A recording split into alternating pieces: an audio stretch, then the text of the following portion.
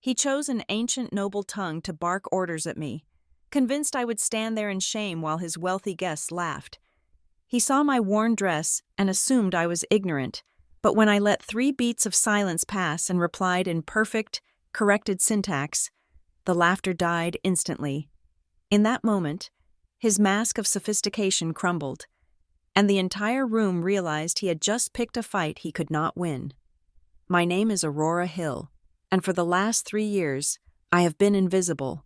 I do not mean that in a metaphorical, poetic sense where one feels unseen by the object of their affection. I mean it quite literally. In my family, and specifically in the orbit of the Vale dynasty, I am treated with the same level of acknowledgement as a coat rack or a server holding a tray of champagne. I am functional, I am background noise, and I am expected to remain silent. But tonight, inside the hollowed-out mahogany chest that is the Prescott Exchange Private Club in Boston, silence was no longer an option. The air in the room was thin, recycled through vents that had probably cost more than my entire college tuition. It smelled of beeswax, aged cognac, and the very specific, metallic tang of aggressive wealth. I stood near a pillar, clutching a beaded purse that I had bought at a thrift store in Providence for $12. My dress was simple, a navy blue sheath that blended into the shadows, exactly as my mother had instructed. Don't be an eyesore, Aurora, she had told me over the phone 2 days ago. This night is about Camille. It is about the merger. Just stand there, smile if someone looks at you, and for the love of God, do not try to talk about your dusty books. So I stood. I watched, in the center of the room, under a chandelier that looked like a frozen explosion of diamonds, stood Damien Vale. He was 34 years old, possessed a jawline that could cut glass, and wore a tuxedo that fit him with the precision of a weapon. Next to him was my sister, Camille. She was draped in silver silk, shimmering under the lights, her smile fixed and radiant. She looked perfect. She also looked like she was about to shatter into 1,000 pieces. Damien was holding court. A circle of men surrounded him, partners, investors, rivals he had already crushed. Among them was a group of European dignitaries, older men with gray hair and pocket squares. Watching Damien with the polite, guarded expressions of people who are deciding whether to buy a company or destroy it, I saw Damien's eyes flick across the room. They scanned the crowd, soaking in the admiration, until they landed on me. He did not smile. He did not nod. He looked at me the way a curator looks at a smudge on the frame of a masterpiece, an irritation, a flaw. He excused himself from the circle and walked toward me. The crowd parted naturally, drawn in his wake. Camille followed a step behind him, her hand trembling slightly where it clutched her clutch. Damien stopped 3 feet away from me. He was close enough that I could smell his cologne, sandalwood and cold ambition. He took a sip of his whiskey, looking me up and down, letting the silence stretch just long enough to make everyone nearby uncomfortable. Then, he spoke. But he did not speak in English. He did not speak in the modern French he used to order wine in Paris, or the Spanish he used to bark at the landscaping crews at his summer estate. He switched to a dialect of Middle French, a pre-revolutionary tongue that had not been spoken conversationally in 300 years. It was an affectation, a parlor trick he must have learned to impress the European historians and old-money aristocrats standing behind him. "Move your slight frame to the side, servant," he said, the vowels round and exaggerated. "You block the light of the true guests. Know your station."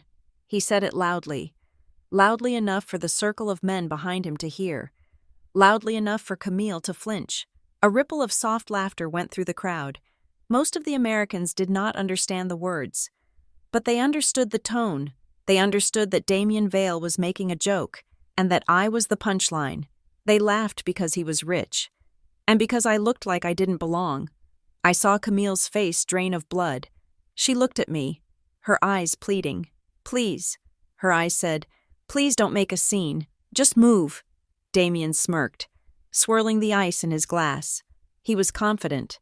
He believed that to a woman like me, a woman living in a studio apartment in Providence, wearing a $12 bag. This language was just noise. He thought I was standing there in stunned confusion, humiliated by my own ignorance. I looked at him. I looked at the smug curl of his lip. I looked at the way he stood, legs apart, claiming the ground as if he were a king addressing a peasant. And I waited. 1 second, 2 seconds, 3 seconds. The silence grew heavy. The laughter died down, replaced by a confused tension. Why wasn't I moving? Why wasn't I looking down? I took a small breath. I did not raise my voice. I did not shout. I simply unlocked a part of my brain that I had been forced to keep shut for 3 years. I replied in the exact same dialect. "The grammar of your command is flawed. Monsieur Val," I said, my pronunciation crisp, stripping away the theatrical exaggeration he had used.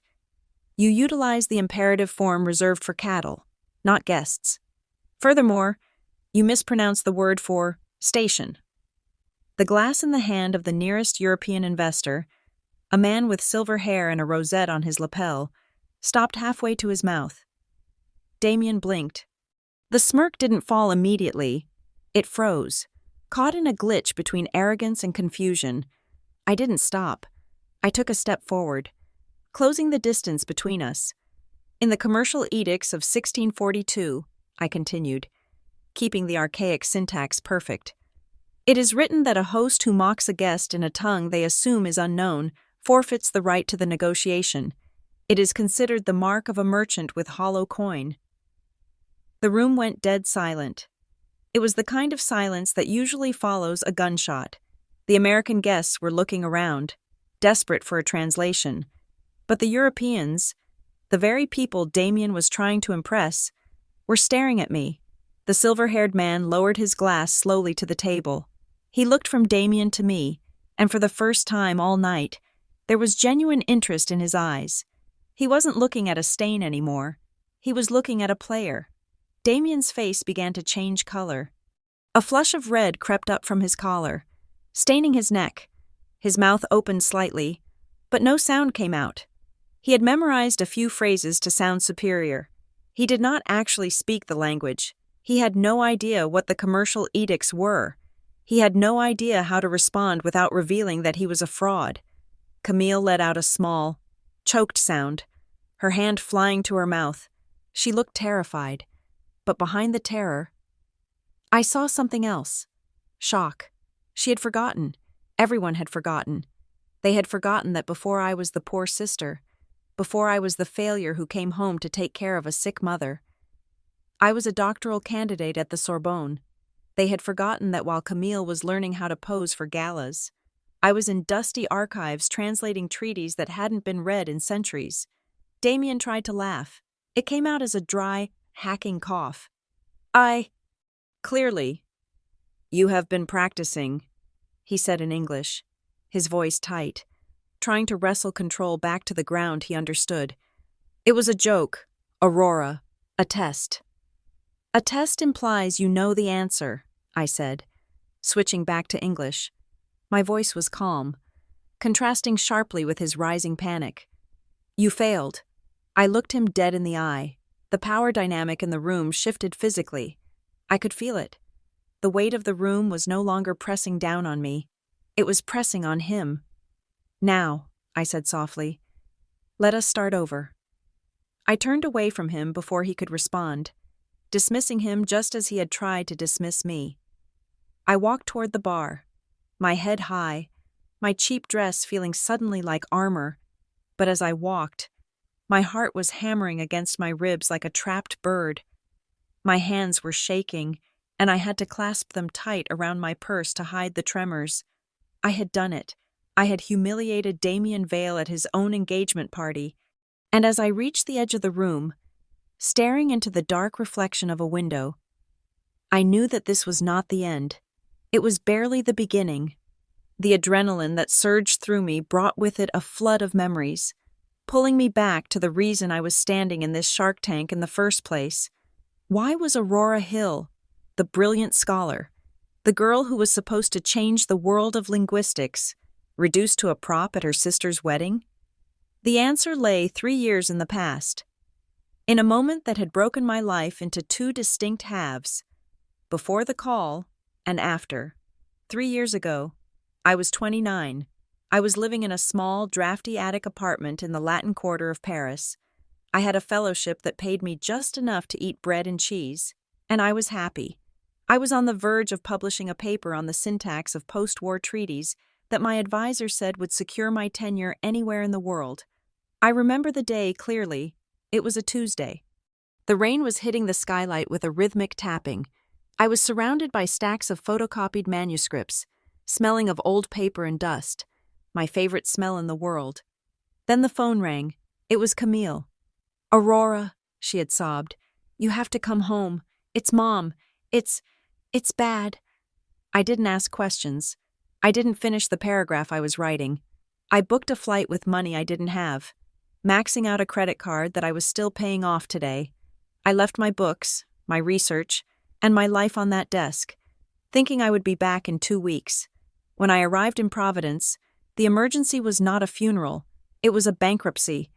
My father had been gone for 10 years, and my mother, a woman who believed appearance was the only currency that mattered, had quietly managed to spend every cent of his life insurance and then some. She had leveraged the house. She had leveraged her pension. She was facing foreclosure and a lawsuit that would have exposed her social climbing as a fraud. And then there was the illness. It wasn't cancer, as Camille's sobbing had implied. It was stress-induced hypertension. Serious, yes, but not the deathbed scenario I had flown across the ocean for. But once I was back, the trap snapped shut. "You can't leave now," my mother had said, sitting in her impeccably decorated living room that the bank was threatening to seize. "We need income, Aurora. We need stability. Camille is working on something big." That something big was Damien Vale. Camille had met him a month prior. He was the lifeline. He was the solution to the debts, the foreclosure, the shame. All Camille had to do was be perfect. All the family had to do was support the narrative. And I was the loose end. "If you go back to Europe," my mother had argued, "who will help me with the legal paperwork? Who will translate the documents the bank keeps sending? Camille can't do it. She has to focus on Damien." So I stayed. I took a job translating technical manuals for a washing machine company to pay the immediate bills. I negotiated with the bank. I managed the household, so Camille could spend her days at the spa and her nights at galas, hunting the billionaire, month by month. My spot at the Institute in Paris faded. My advisors stopped emailing. The brief hiatus became a year, then 2, then 3. I became the sister who failed, the one who came back, the one who lived in a rental on the edge of town because there was no room for me in the narrative of the future Mrs. Vale. I looked at my reflection in the dark window of the Prescott Exchange. I saw a woman of 32 who looked tired. I saw the fine lines around my eyes from squinting at bad translations late into the night. But beneath the fatigue, I saw the ghost of the girl who had once stood in front of a lecture hall in Vienna and argued with a room full of old men about the etymology of power. Damien Vale had made a mistake tonight. He had looked at my cheap dress and assumed my mind was cheap too. He thought that because he had bought my sister. He owned the whole family. He didn't know about the notebook in my purse. He didn't know that for the last 3 months.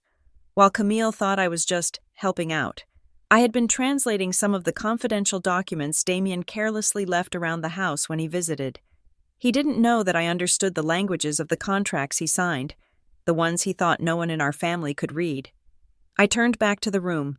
Damien was laughing loudly now, too loudly, trying to regale the circle with a new story, desperate to wash away the memory of the last 5 minutes.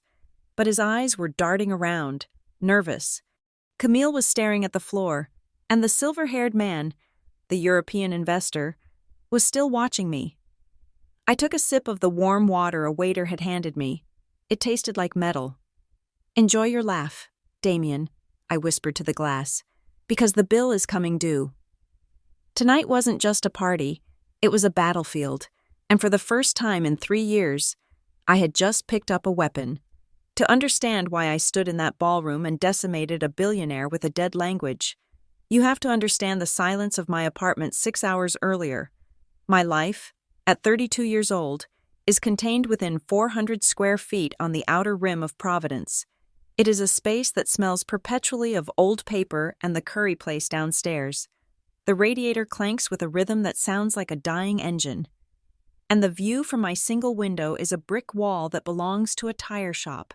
This is the kingdom of Aurora Hill. I sat at my desk, a slab of particle board I had salvaged from a sidewalk sale, and stared at the glow of my laptop screen. The document open in front of me was a technical manual for a hydraulic pump manufactured in Germany. My job was to translate the safety warnings into English. Warning: high pressure. Do not engage without proper sealing. It was ironic. That was exactly how I felt every single day. I typed the translation mechanically. My fingers moved, but my brain was disengaged. This was what I did now. I was a contract translator. I did not translate poetry or diplomatic treaties or the lost letters of exiled queens. I translated instruction manuals, legal disclaimers for diet pills, and rental agreements for vacation homes.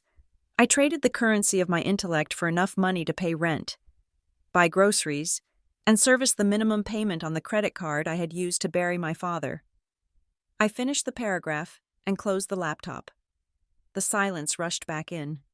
I spun my chair around and looked at the bookshelf that took up the entire opposing wall. It was the only thing of value I owned. The shelves bowed under the weight of oversized binders, photocopied manuscripts, and leather-bound lexicons. My mother called them dust collectors. She often asked why I didn't sell them to make space for a nice television or a love seat. To her, they were trash. To me, they were oxygen.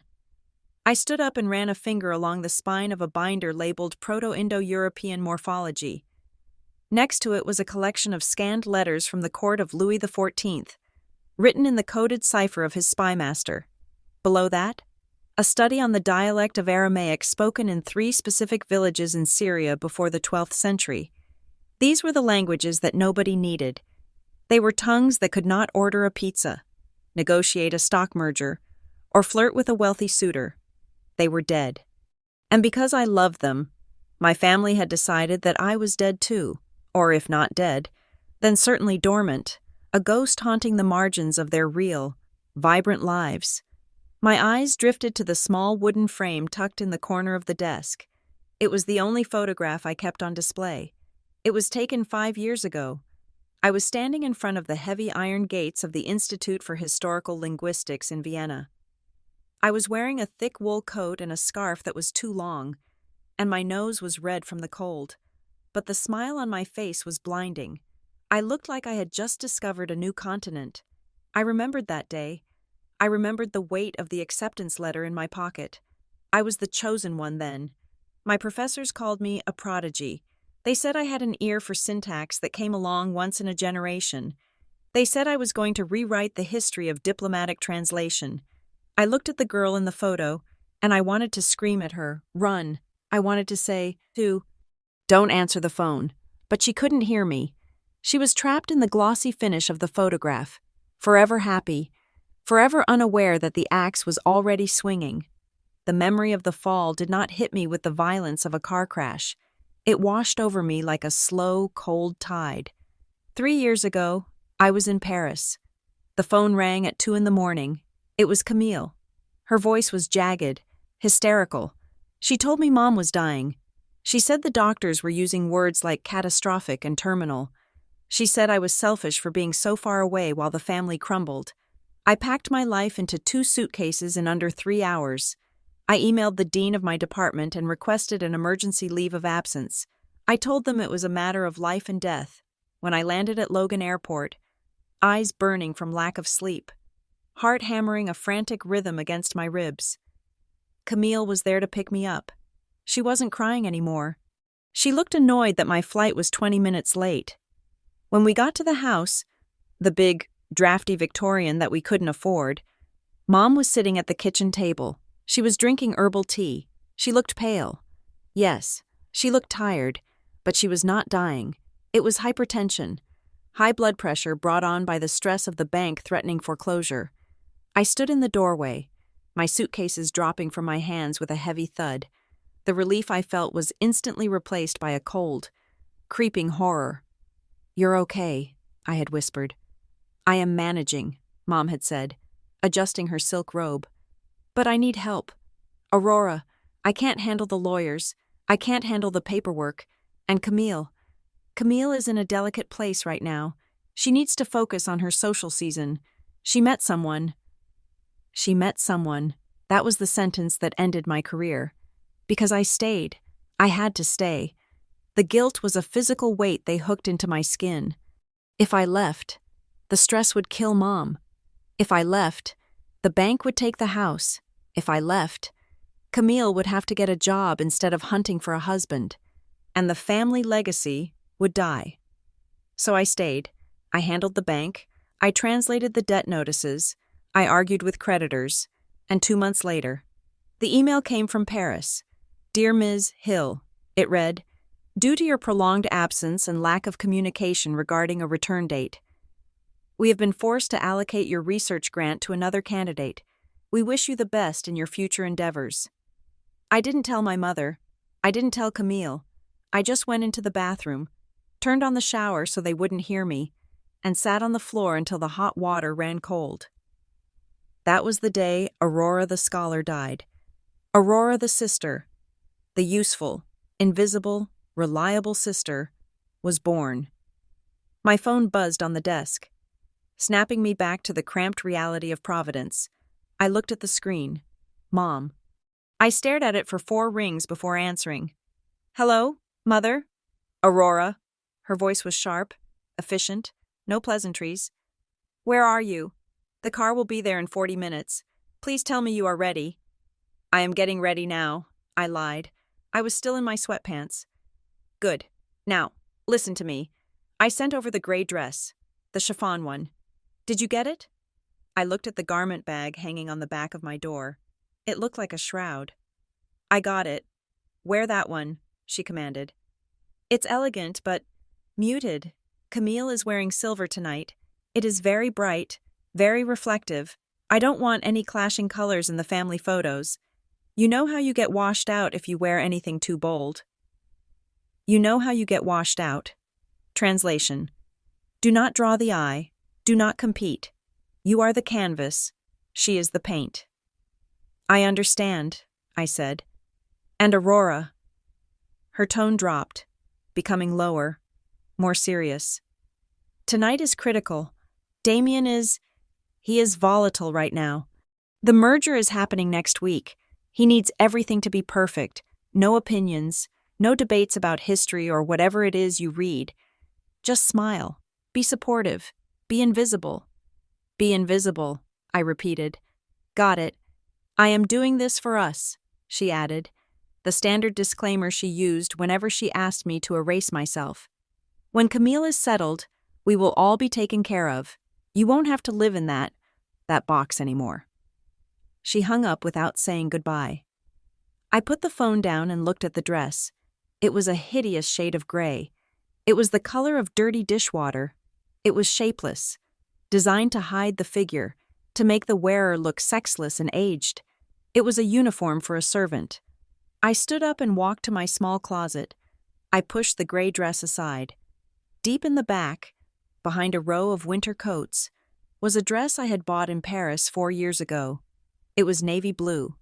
Simple, structured, with a neckline that suggested I was a woman who commanded respect, not pity. It had cost me a month's rent back then, and I had never worn it. I was saving it for my dissertation defense. I pulled it out. "Not tonight," I whispered to the empty room. "I am not wearing the gray." I stripped off my sweatpants and pulled the navy dress on. It fit perfectly. I looked in the cracked mirror on the back of the door. For the first time in 3 years, I didn't look like a victim. I looked like someone who had secrets. I went to the bathroom and applied my makeup.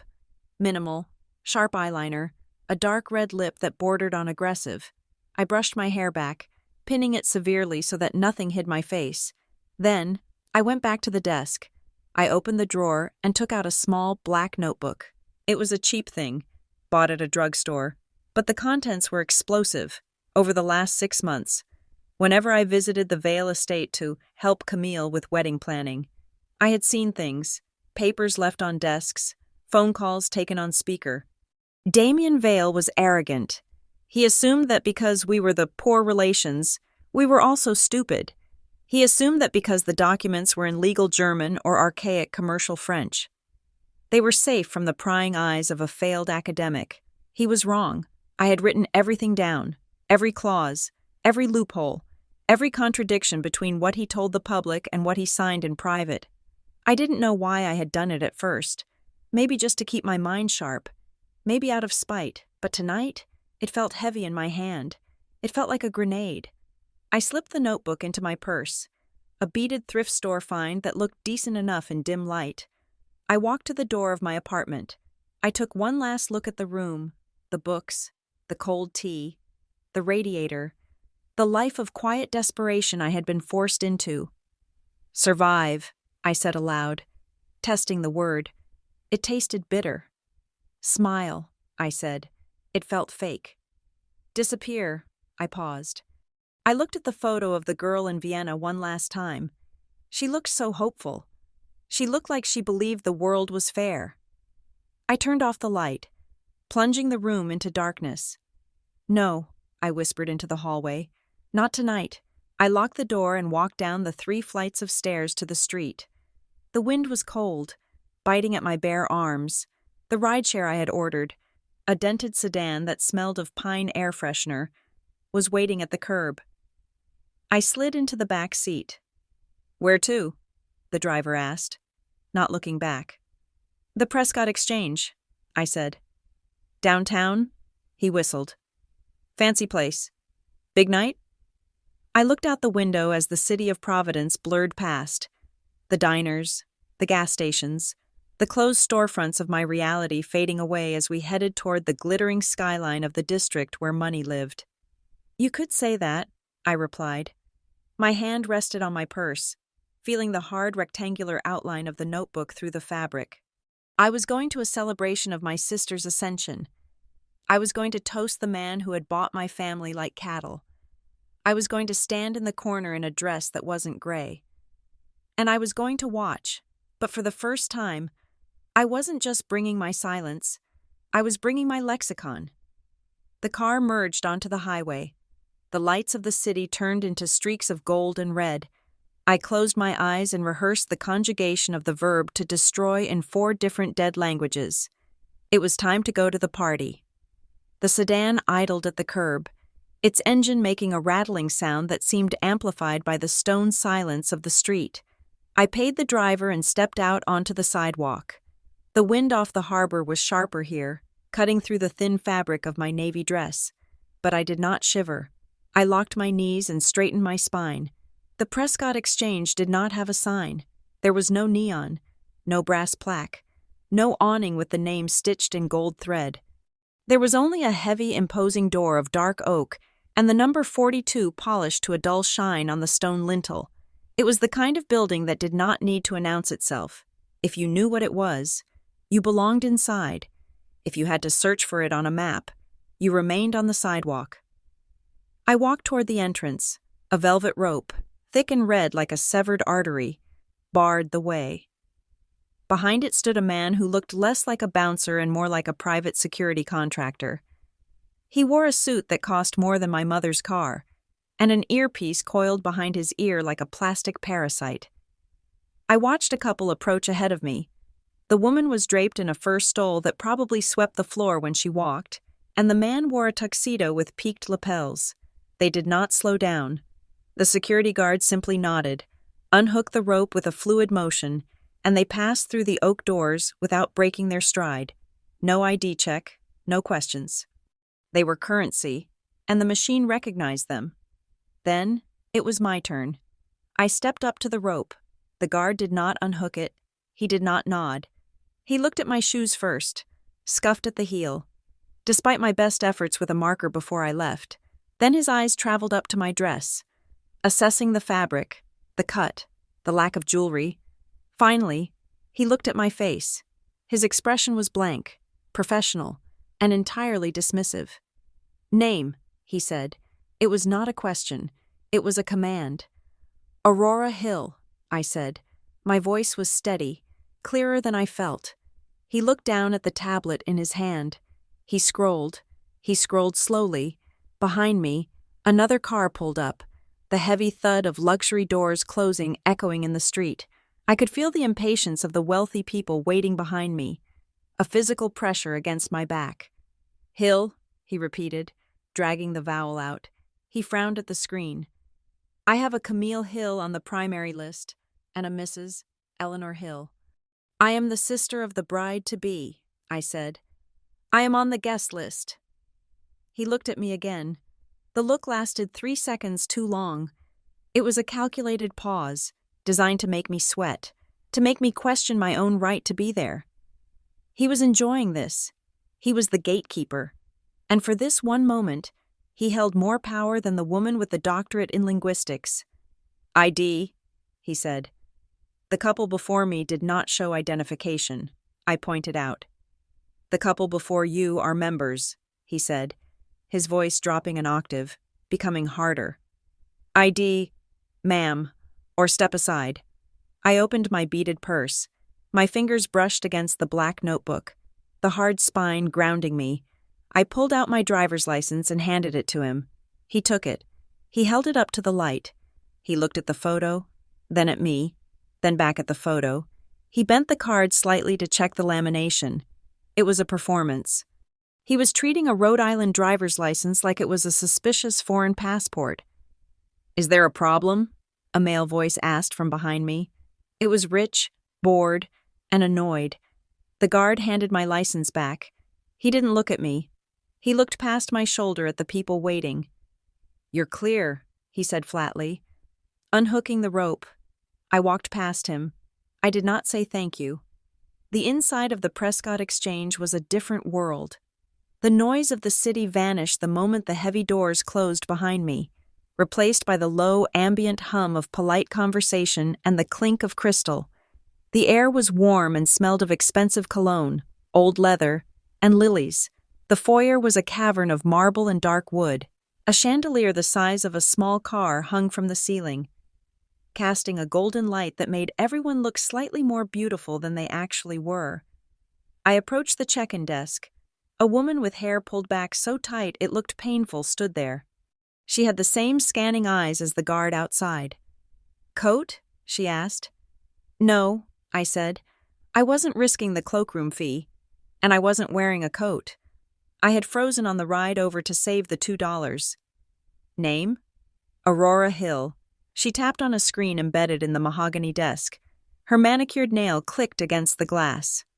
"Ah, yes, Ms. Hill." Her smile appeared. It did not reach her eyes. It was a facial spasm, a muscle memory of customer service. "You are seated at table 19, she gestured to a junior server, a young man who looked terrified.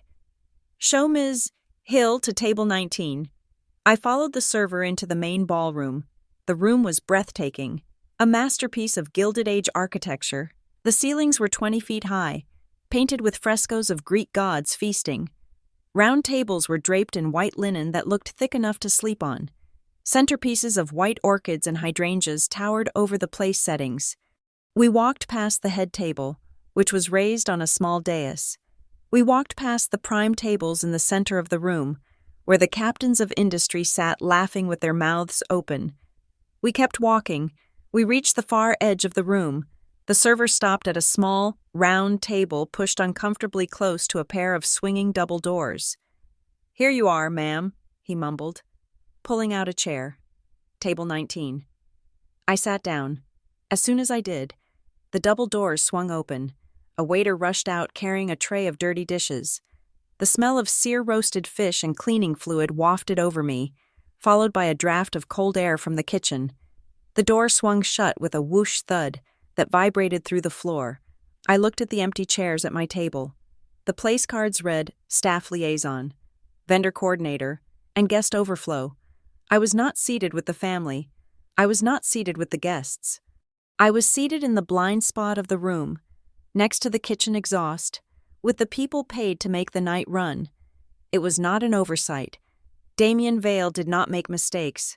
This was a message. You are here because you have to be. But do not mistake proximity for inclusion. I picked up the linen napkin and unfolded it on my lap. I took a sip of the water that had already been poured. It was lukewarm. I scanned the room. It was filling up. Men in tuxedos. Women in gowns that cost more than my student loans.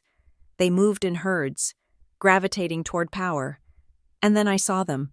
Conrad and Eleanor Vale, Damien's parents. They were standing near the bar, holding court. Conrad Vale was a man made of gray steel, gray hair, gray suit, gray eyes. He looked like he had been carved out of a cliff face. Eleanor was thinner, sharper, wearing a dress of emerald green that hung on her frame like jagged glass. They were not laughing. They were not smiling. They were scanning the room, counting their assets. Eleanor's gaze swept across the tables. It moved past the investors, past the politicians, and landed on me. Our eyes met. I did not look away. I had spent 3 years practicing invisibility. But tonight, the navy dress made me feel solid. She looked at me. She didn't frown. She didn't sneer. Her face remained perfectly smooth, perfectly mask-like. She looked at me for exactly 5 seconds.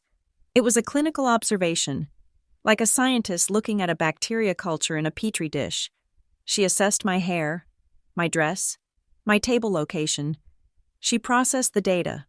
Harmless, low value, irrelevant. Then, she turned her back to me.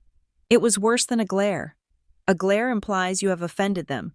Turning her back meant I did not exist enough to warrant an emotion. I felt a flash of heat rise in my chest. Not shame, anger, cold, hard anger. Aurora! The whisper came from my left. I turned. Camille was standing there.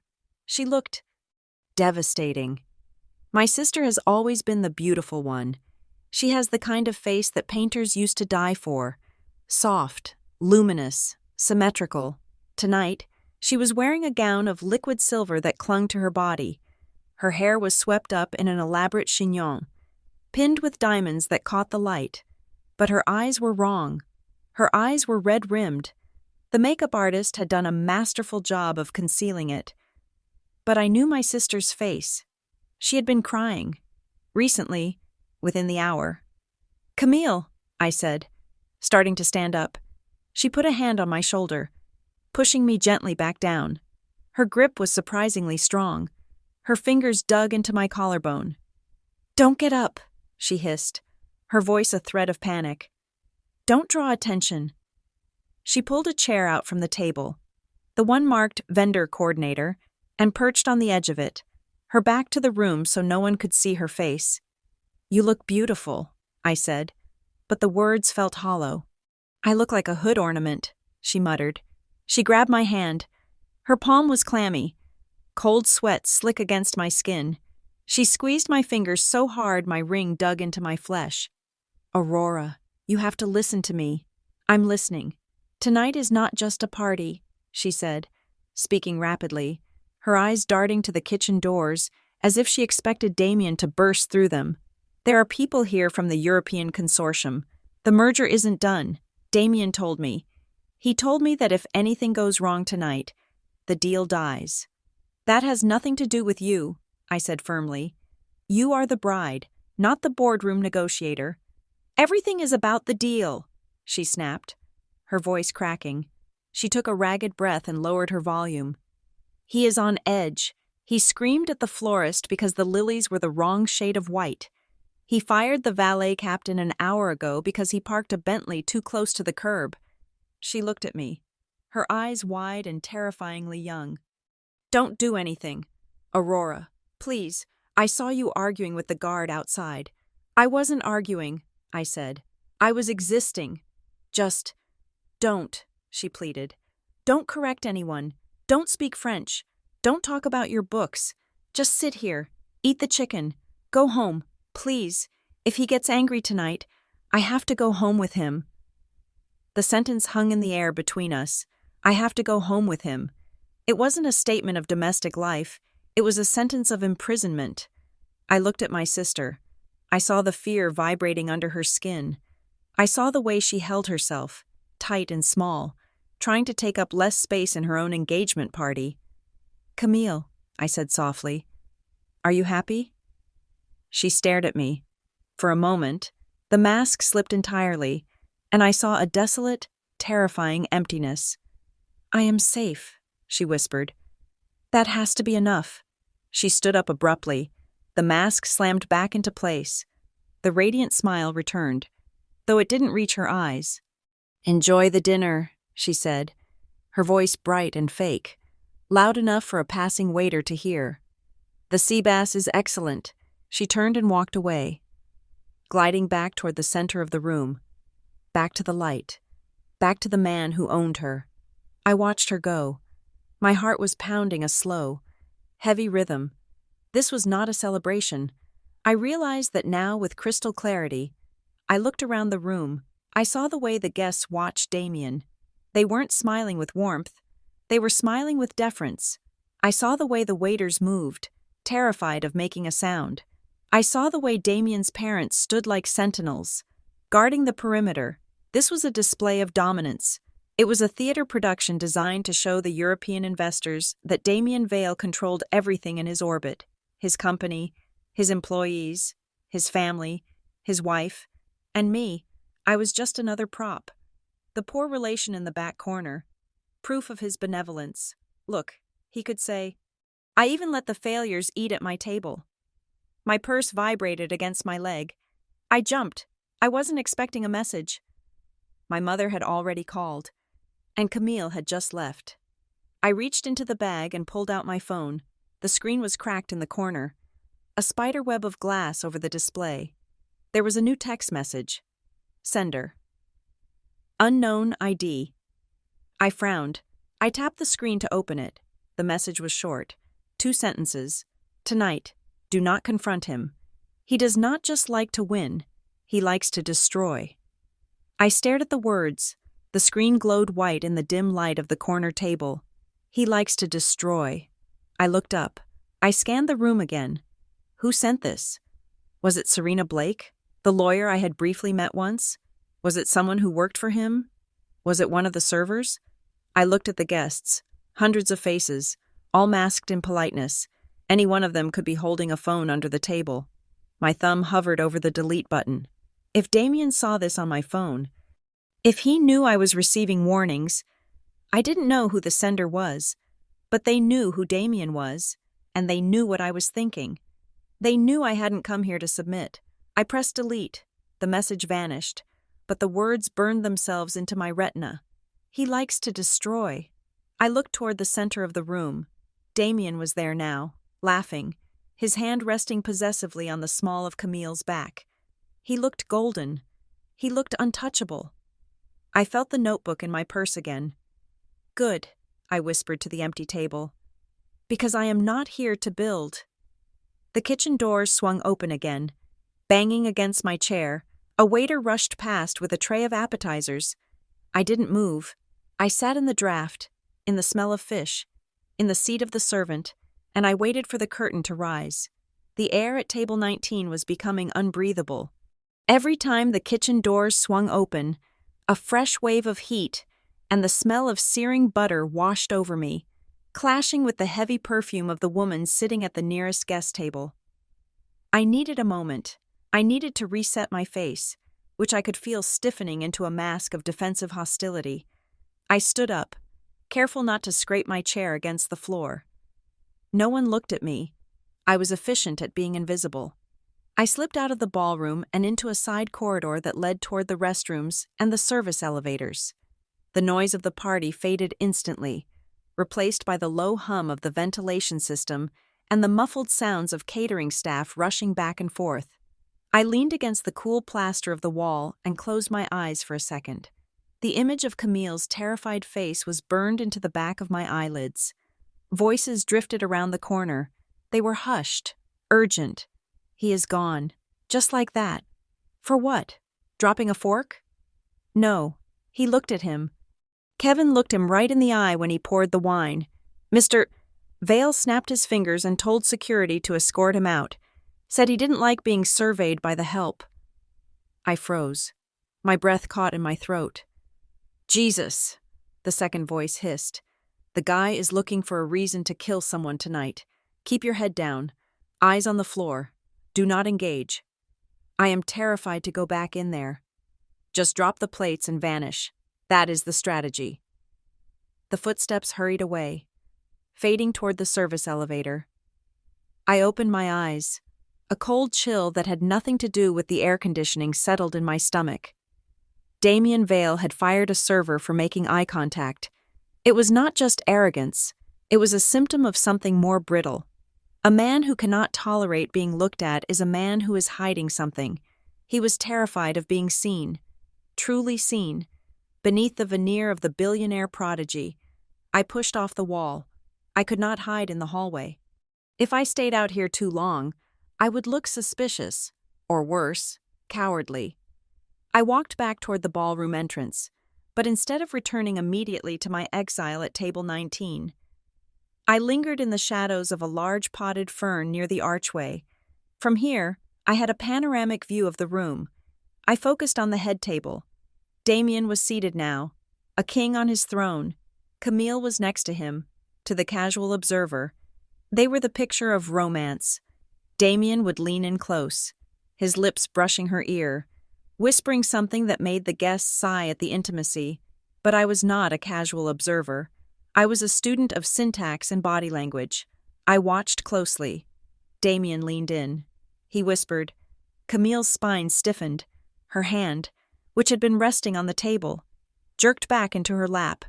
Her smile, which had dropped for a fraction of a second, snapped back into place, wider and more brittle than before. He whispered again. Camille shifted her posture, angling her body more toward him, casting a shadow over herself so he caught the light better. It was not intimacy, it was correction. He was directing her. Sit up, smile, don't look tired, face me, adore me. She was not a partner, she was a marionette, and his strings were pulled tight enough to cut circulation. My gaze shifted past the tragic theater of my sister's engagement to the table directly to Damien's right. This was the table of honor, reserved for the heavy hitters. The American investors were loud. They drank quickly, laughed at everything Damien said, and checked their watches. They were here for the food and the networking. But the group at the far end of that table was different. There were 4 of them. Europeans. They sat with a stillness that contrasted sharply with the frenetic energy of the room. They drank wine, not the hard liquor the Americans were pounding. They spoke little. They watched. In the center of this group sat a man who looked like he had been etched from old parchment. He was perhaps 65 or 70, with silver hair swept back from a high forehead and a beard trimmed with geometrical precision. He wore a tuxedo that was clearly bespoke, cut in a style that was timeless rather than trendy. Adrien Montreux. I recognized him from the research I had done in my notebook. He was the head of the Montreux Consortium, a massive private equity group based in Zurich that specialized in heritage brands and old-world assets. He was the money behind the merger. He was the reason we were all here. Damien stood up and walked over to Montreux. I saw the shift in Damien's demeanor. The arrogance vanished, replaced by an oily, desperate charm. He placed a hand on the back of Montreux's chair, a dominance move disguised as friendliness. Montreux did not turn around. He did not lean into the touch. He simply tilted his head slightly, acknowledging Damien's presence without granting him attention. Damien spoke. I couldn't hear the words, but I saw the animation in his hands. He was selling. He was pushing. Montreux took a slow sip of his wine. He said something short. He gestured vaguely to the room. He was keeping distance. Damien's smile faltered. He tapped the back of the chair twice, a nervous tick, and pulled away. The dynamic was clear. Damien needed Montreux. Montreux was not yet convinced. Damien turned and walked briskly away from the table, not toward Camille, but toward the terrace doors on the east side of the room. He pulled his phone from his pocket before he even cleared the threshold. I checked the room. No one was watching me. The eyes of the guests were glued to the buffet line that had just opened. I slipped out of my hiding spot and followed Damien. Keeping a safe distance, I did not go out onto the terrace. That would be suicide. Instead, I moved to a heavy velvet curtain that separated the ballroom from the glass doors. I pressed myself against the fabric, turning my head so my ear was inches from the glass. The wind was blowing outside, but Damien's voice was loud, pitched high with stress. "I do not care what the compliance officer said," Damien snapped. "We close tonight. Tonight. Do you understand English?" Pause. "The papers are ready. I have them in the suite. Listen to me. Richard. They are focused on the financials. They are looking at the numbers." Pause. "No," Damien laughed, but it was a cold, ugly sound. "They won't read the appendix. It is in the archaic phrasing. We use the 1600 syntax just like we discussed. The language clause is buried in Section 40. It looks like standard boilerplate about jurisdiction, but it shifts the liability entirely to the holding company." My heart stopped. The language clause. "They can't suspect," Damien hissed. "Montreux is old school. He thinks he is buying a legacy. He doesn't know he is buying a shell. If he signs tonight, the debt is his problem tomorrow. Just get the notary ready for midnight." He hung up. I pulled back from the curtain, my blood running cold. It wasn't just a bad marriage. It was fraud. Damien was selling a company loaded with debt or liability, likely the very debt my mother had gotten entangled with, to the European consortium. And he was hiding the poison pill inside a clause written in complex, archaic language that he assumed modern lawyers would skim over. He was using language as a weapon. He was banking on the fact that no one read the old tongues anymore. He was banking on a world without people like me. I moved quickly back to the ballroom, my mind racing. I had to get back to table 19 before anyone noticed I was gone. I navigated the room, dodging a waiter with a tray of champagne flutes, and collapsed into my chair. My hands were shaking. I clasped them together on the table to steady them. "You look like you have seen a ghost." The voice was cool, feminine, and amused. I looked up. The chair next to me, the one marked vendor coordinator, was no longer empty. A woman was sitting there. She was striking, not in the way Camille was beautiful, but in a way that suggested she could dismantle a car engine or a contract with equal efficiency. She had dark hair cut into a sharp bob, glasses with thick black frames, and she was wearing a suit, not a gown. She was drinking a scotch. Neat. "I am fine," I lied, taking a sip of my warm water. "You are not fine," she said. She didn't look at me. She was watching the room, just as I had been. "You are hyperventilating, and you are gripping that beaded bag like it contains the nuclear codes." I loosened my grip on the purse. "Who are you?" "Serena Blake," she said. She turned to me then, extending a hand. Her grip was firm, dry. "I am outside counsel. I represent a third-party interest in the fund that is backing this little circus." "You are working for Montreux?" I guessed. Her eyebrows went up. "Smart, but no. Montreux has his own people. I represent the insurers, the people who pay out if the ship hits an iceberg."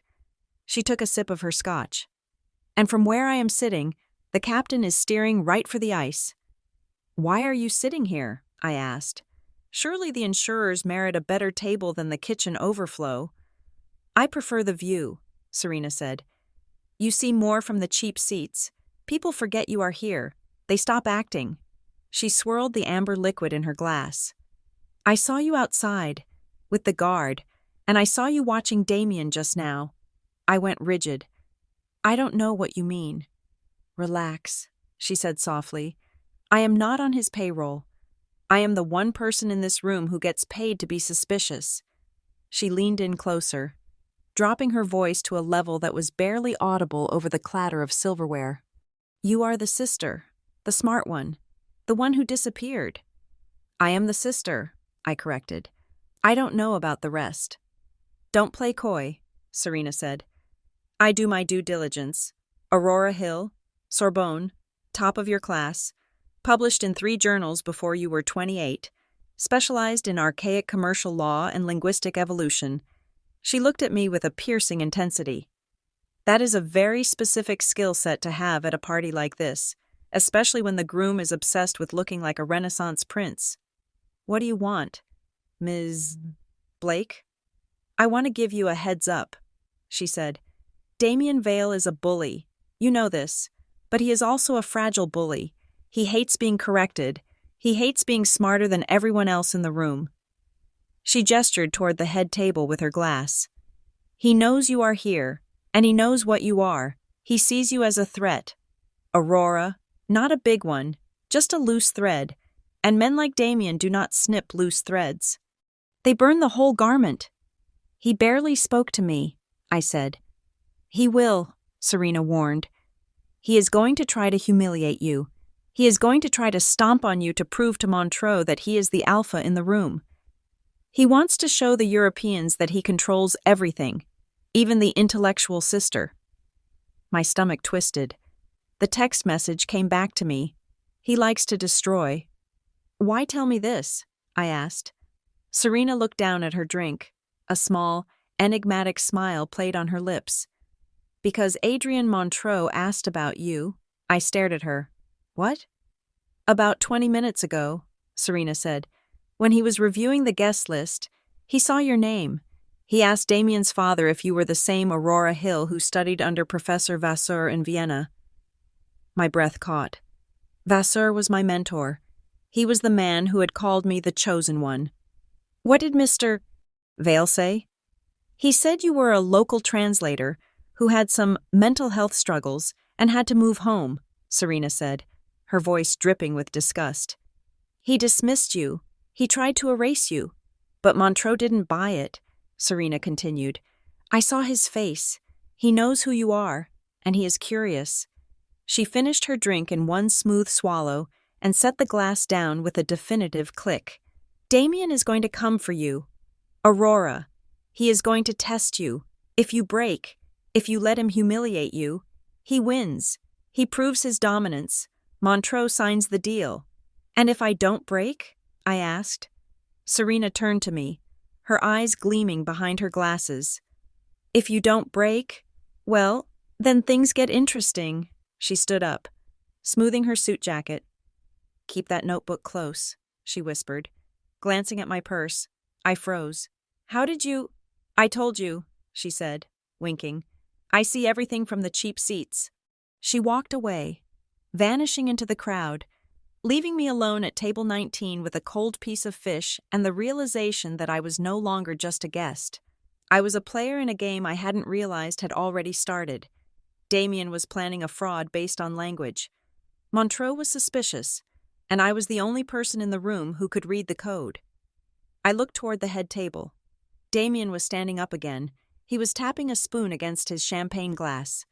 The sharp ting-ting-ting cut through the chatter of the room. Silence fell. Damien turned. He wasn't looking at Camille. He wasn't looking at Montreux. He was looking straight at table 19. He was looking at me, and he was smiling. The sound of silver striking crystal is a violent noise disguised as a celebration. Ting, ting, ting. The sharp, high-pitched resonance cut through the ambient chatter of the ballroom. It bounced off the frescoed ceilings and silenced the 300 guests faster than a gunshot. The room turned in unison, a tide of expensive fabric and eager faces pivoting toward the head table.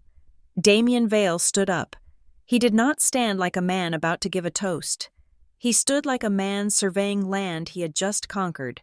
The spotlight operator, sensing the cue, dimmed the house lights and narrowed the beam until Damien was the only thing that truly existed in the room. He held a flute of champagne, vintage Dom Perignon, poured 10 minutes ago, bubbles rising in a perfect, frantic column. He placed one hand in his pocket, the other raised the glass.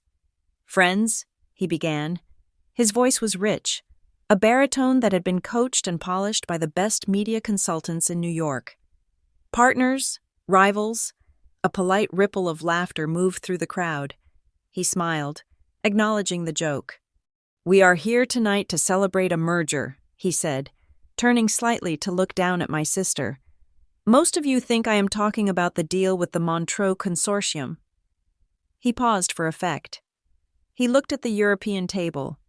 He nodded to the investors. And while that is significant, he continued, the true merger is right here. With Camille. Camille looked up at him.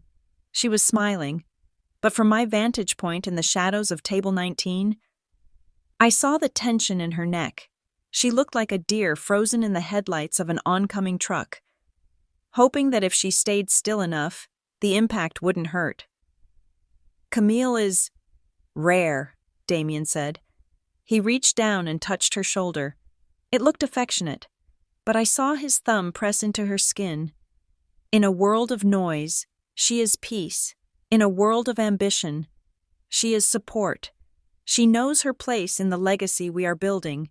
She is the perfect aesthetic counterpart to the life I have created. I gripped my water glass. Aesthetic counterpart. He wasn't describing a wife. He was describing a vase. He was praising her for being decorative and silent. He was telling the room that her value lay in her ability to reflect his light, not to generate her own. She is the soft edge to my hard line, Damien said, raising his glass higher. To Camille. To Camille, the room echoed. 300 voices, 300 sheep. Damien took a sip. Then, he didn't sit down. He didn't turn off the microphone. He turned his head. His eyes, dark and glittering under the spotlight, cut across the room. They bypassed the senators. They bypassed the hedge fund managers. They locked onto the corner by the kitchen doors. They locked onto me. And, of course, Damien said, his voice shifting gears. It became warmer, dripping with a condescending sweetness that made my skin crawl. We must thank the family who gave her to me. Specifically, her sister, Aurora. The spotlight swung. I was blinded for a second. The beam hit me, exposing me in my navy dress. Sitting alone at the table of vendors and empty chairs, I felt the heat of the light on my face. Aurora, Damien said, gesturing toward me with his glass. Who is with us tonight? The room turned to look.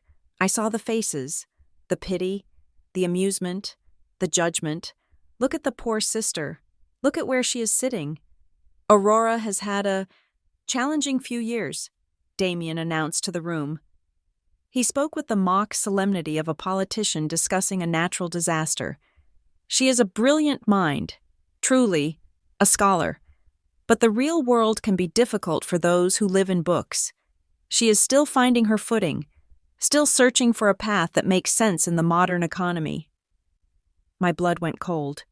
He was framing my sacrifice, the 3 years I spent saving my mother from bankruptcy, as a personal failure. He was painting me as a lost, unemployable academic who had washed out of Europe. We are all hoping, Damien continued, his smile widening, that this union will help you too. Aurora, perhaps watching Camille step into her role will inspire you to finally grow up. He let the words hang there. Grow up. The room erupted in laughter. It wasn't a roar. It was worse. It was a titter. A sophisticated, cruel chuckle that rippled from table to table. They weren't laughing because it was funny.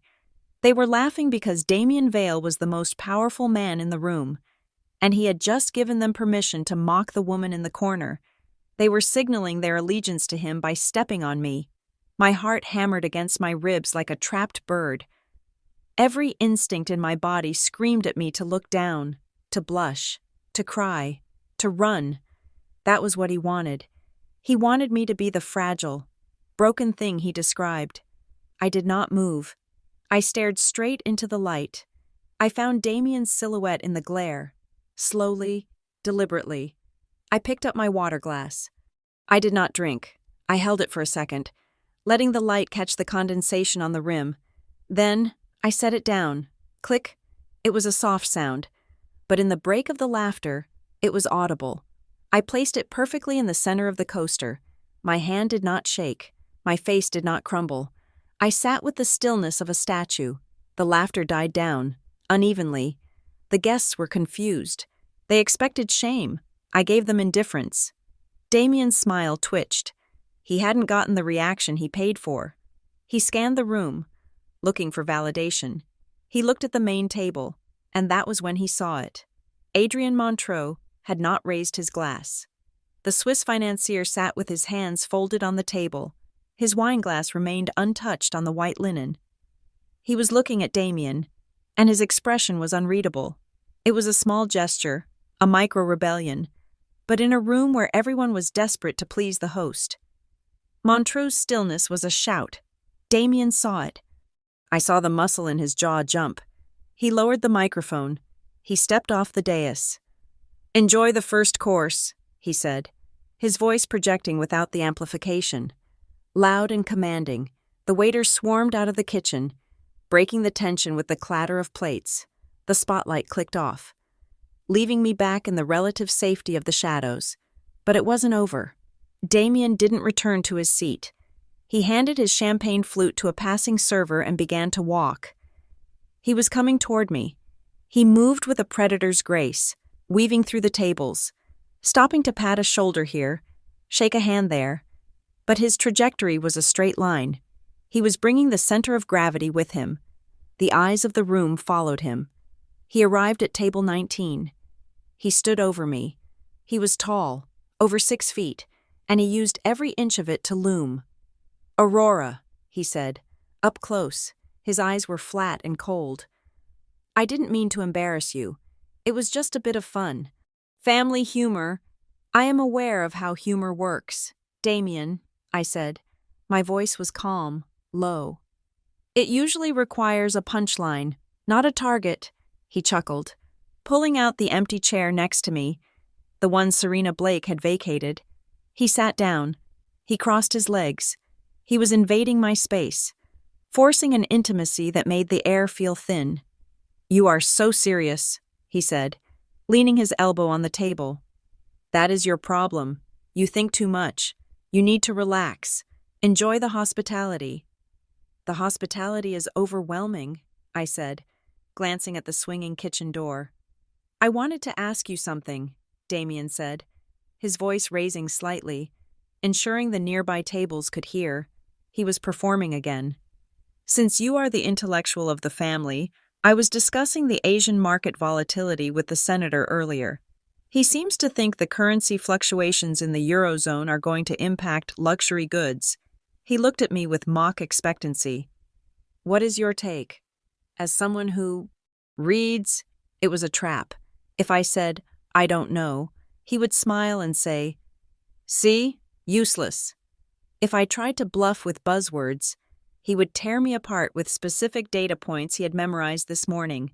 He wanted me to look like a fool who tried to play in the big leagues. I picked up my fork. I looked at him. "Currency fluctuation is a symptom, not a cause," I said. I kept it simple. I kept it accurate. "The volatility isn't coming from the Eurozone.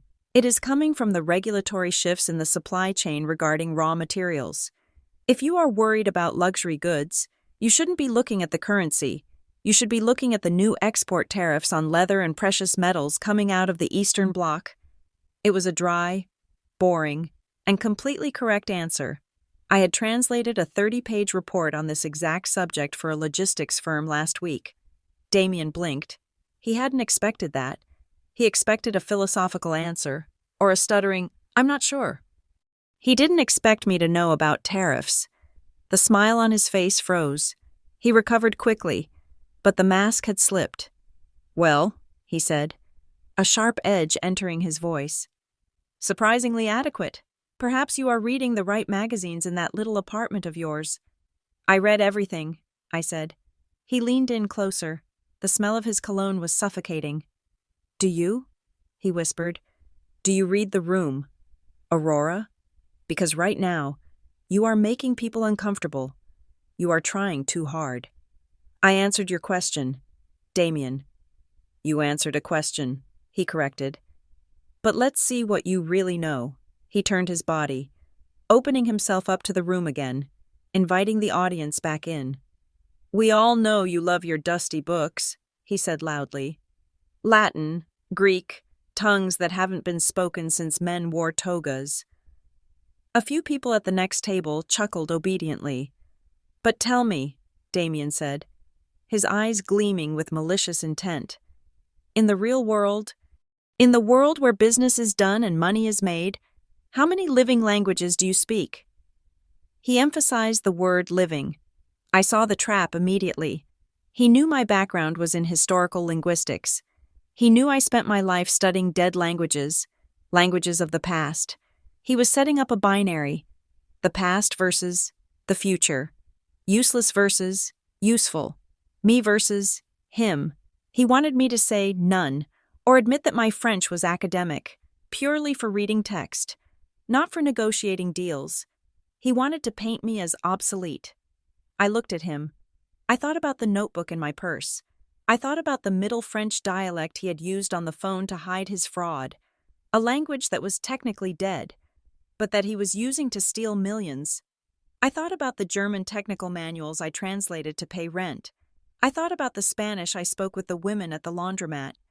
But mostly, I thought about the arrogance of a man who believed that because a language wasn't on a stock ticker, it had no power. I speak enough, I said. Enough? Damien laughed. He stood up, towering over me again. Enough to order a coffee? Enough to beg for a taxi? He looked toward the European table. He looked at Montreux, who was watching us with hawk-like intensity. You see, Adrian, Damien called out, bridging the distance between the tables. This is the difference. Some people study the past because they are afraid of the present. They hide in dead words because living ones are too fast for them. He looked back down at me. I think it's time we tested that theory, he said softly, so only I could hear. I think it's time we showed everyone exactly how much you don't understand. He was preparing the stage. He was going to switch to the French dialect. He was going to use the noble tongue to crush me, believing I was just a dusty academic who couldn't handle the spoken word of the elite. He didn't know that dead languages were my shield. He didn't know that ghosts speak louder than the living, if you know how to listen. Go ahead, Damien, I said, meeting his gaze. Test me. His smile stretched wide. It was the smile of a shark that had just smelled blood in the water. Be careful what you wish for, little sister, he said. He turned his back on me and walked toward the center of the room, raising his hands to call for silence again. I watched him go. My hands were trembling under the table, but my mind was ice cold. He likes to destroy. Well, so did I. I just preferred to do it with grammar.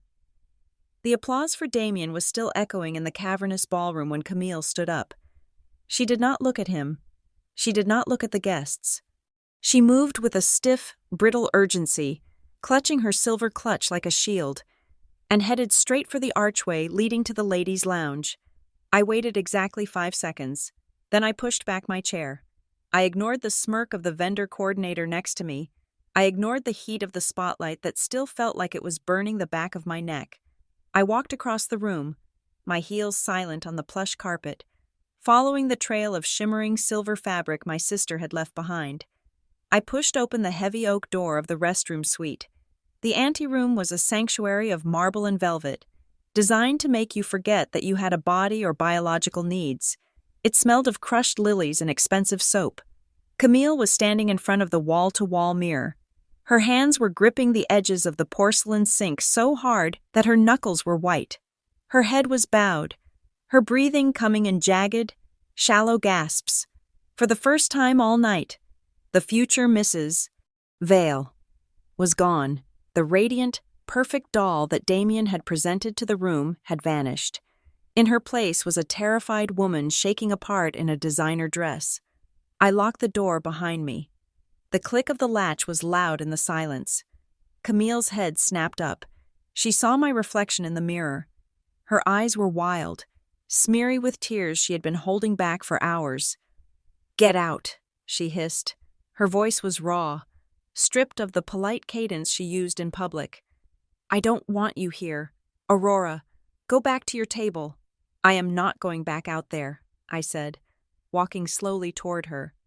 "Not until you tell me what is actually happening." "Nothing is happening," she spat, grabbing a tissue and frantically dabbing at her eyes, trying to repair the damage.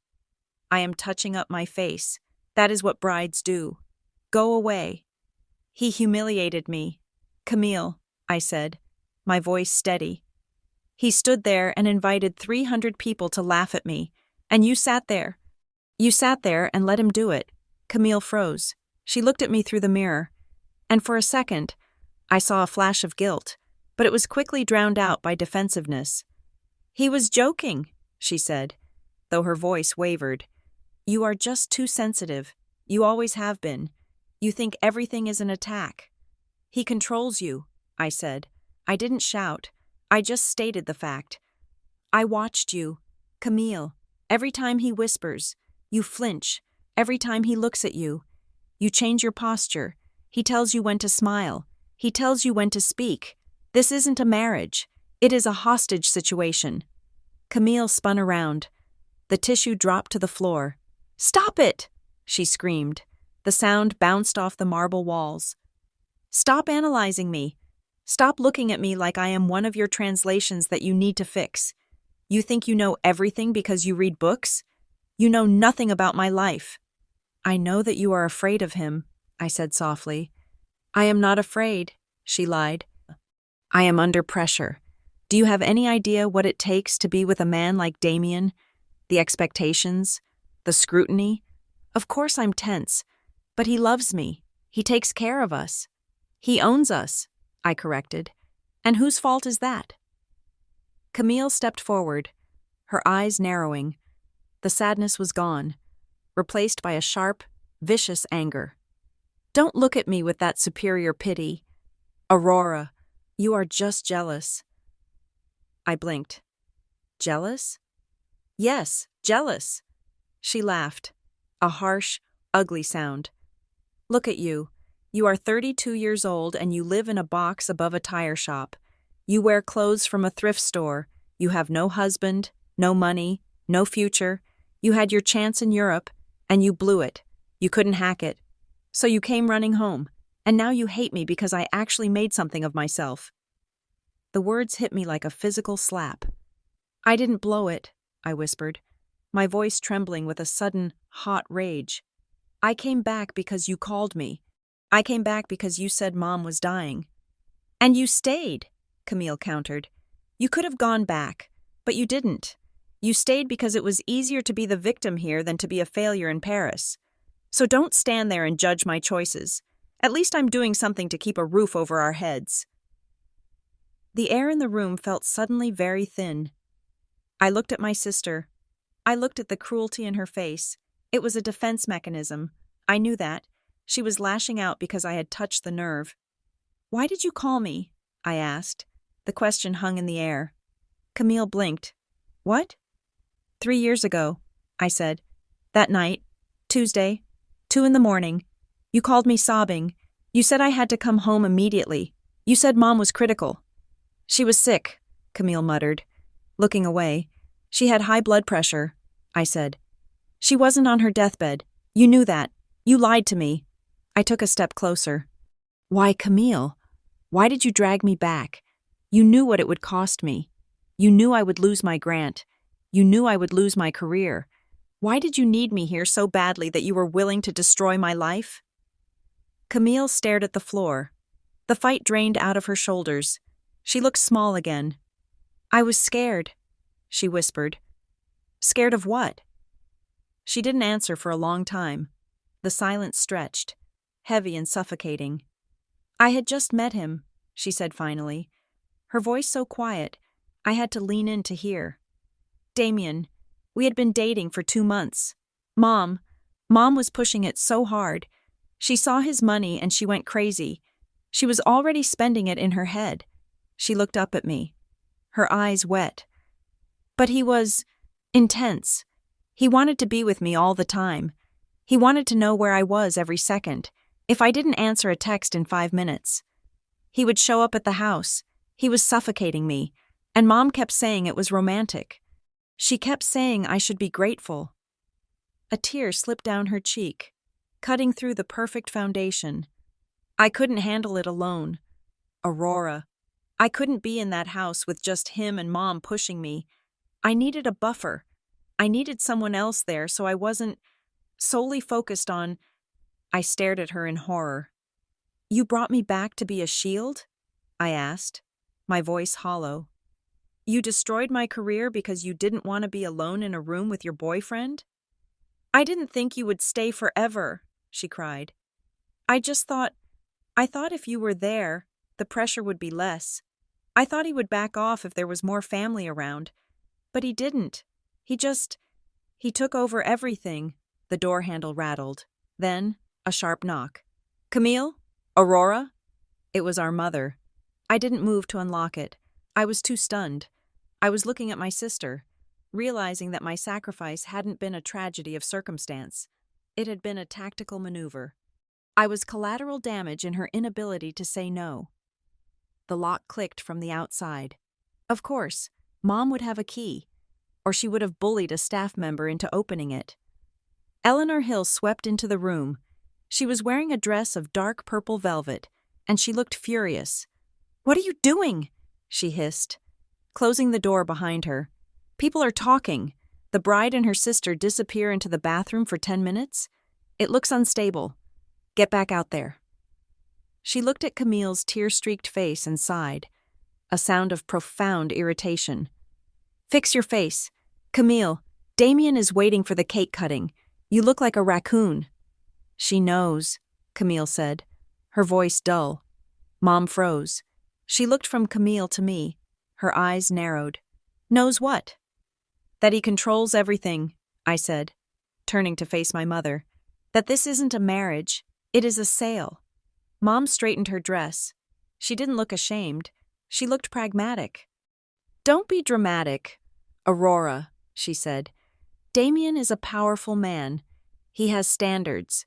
Camille is lucky to have him." "Lucky?" I laughed. A short, bitter sound. "He just humiliated me in front of the entire eastern seaboard, and you think we are lucky? He treats us like pets. Mom, why do we let him? Why don't we just leave?" "Leave?" Mom looked at me like I was insane. "And go where? To your apartment? Do you think your translation checks can support this family?" "We don't need the mansion," I argued. "We don't need the club memberships. We can sell the house. We can downsize. We can be free." "We can't sell the house," Mom said flatly. "Why not? The market is good." "Because we don't own it," she said. The room went silent. "What?" I asked. Mom walked over to the sink and began to wash her hands, avoiding my eyes in the mirror. 3 years ago," she said, scrubbing her skin as if trying to remove a stain. "When your father died, the debts were larger than you knew. I borrowed against the house. I borrowed against the insurance. I made some investments that didn't work out." She turned off the tap and dried her hands on a linen towel. "By the time Damien came along, we were drowning. Aurora, we were days away from eviction, not just foreclosure, bankruptcy, public disgrace." She turned to face me. "Damien stepped in. He didn't just pay the bills. He bought the debt. He bought the mortgage notes. He bought the loans." My stomach dropped. "He holds the debt?" "All of it," Mom said. "Every cent, $2 million of it. He consolidated it into a single private loan. He holds the deed to the house. He holds the lien on the cars. He holds everything." "So if Camille leaves him," I started. "He calls the loan," Mom finished. "Immediate repayment, full sum. We lose the house. We lose the assets. We go to court. We are destitute within 24 hours.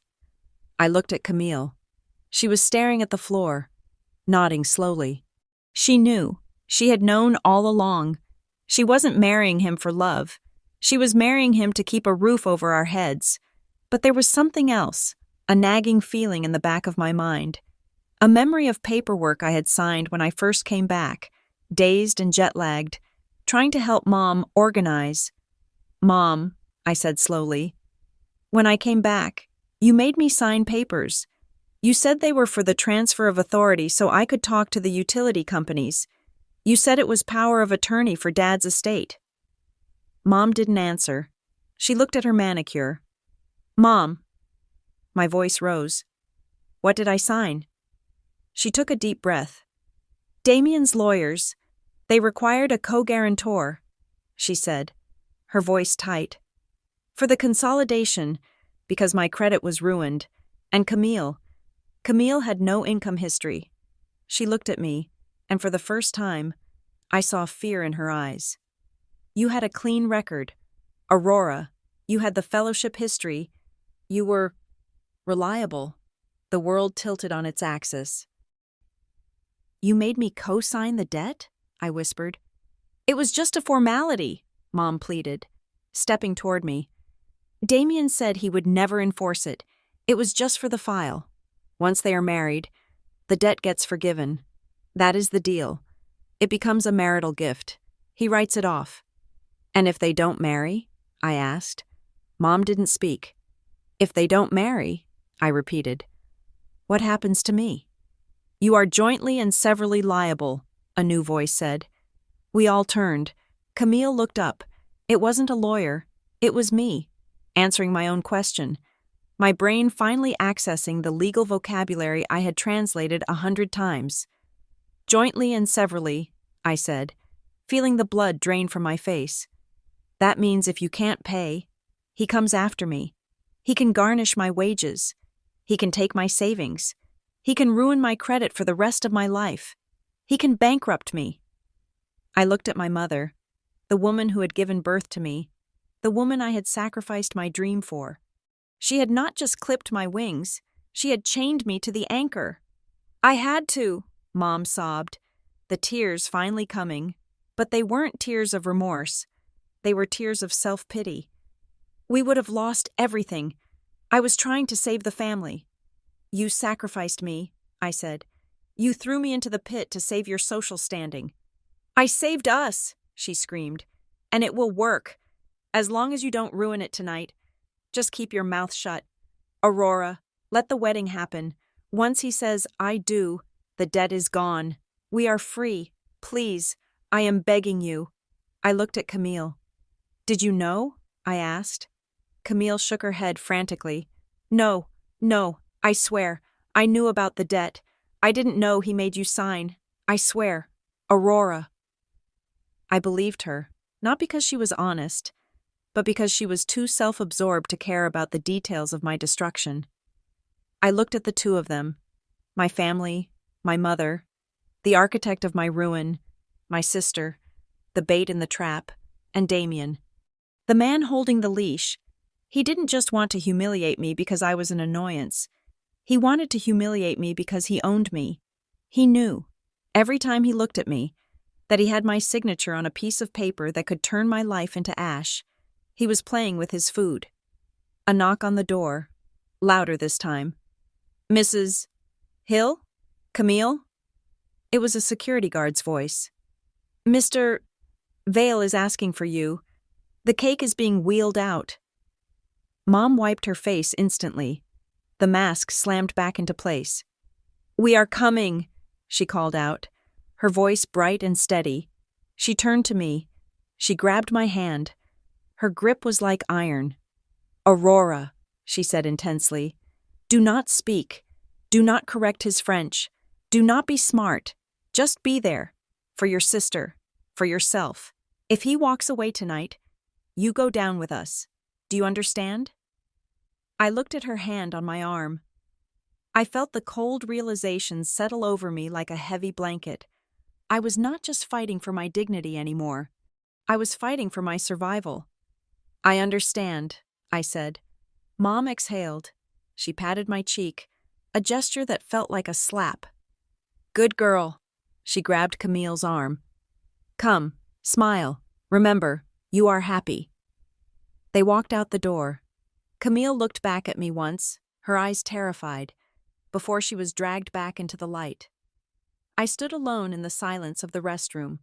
I looked at myself in the mirror, the navy dress, the pale face, the eyes that had seen too much. I reached into my purse and touched the notebook. Damien thought he had me trapped. He thought the debt was a collar that would keep me obedient. He thought that by threatening my financial future, he could silence my voice. But he had made a mistake. He had assumed that I wanted to be saved. He had assumed that I was like my mother, terrified of losing the illusion of safety. He didn't know that I had already lost the only thing that mattered to me 3 years ago.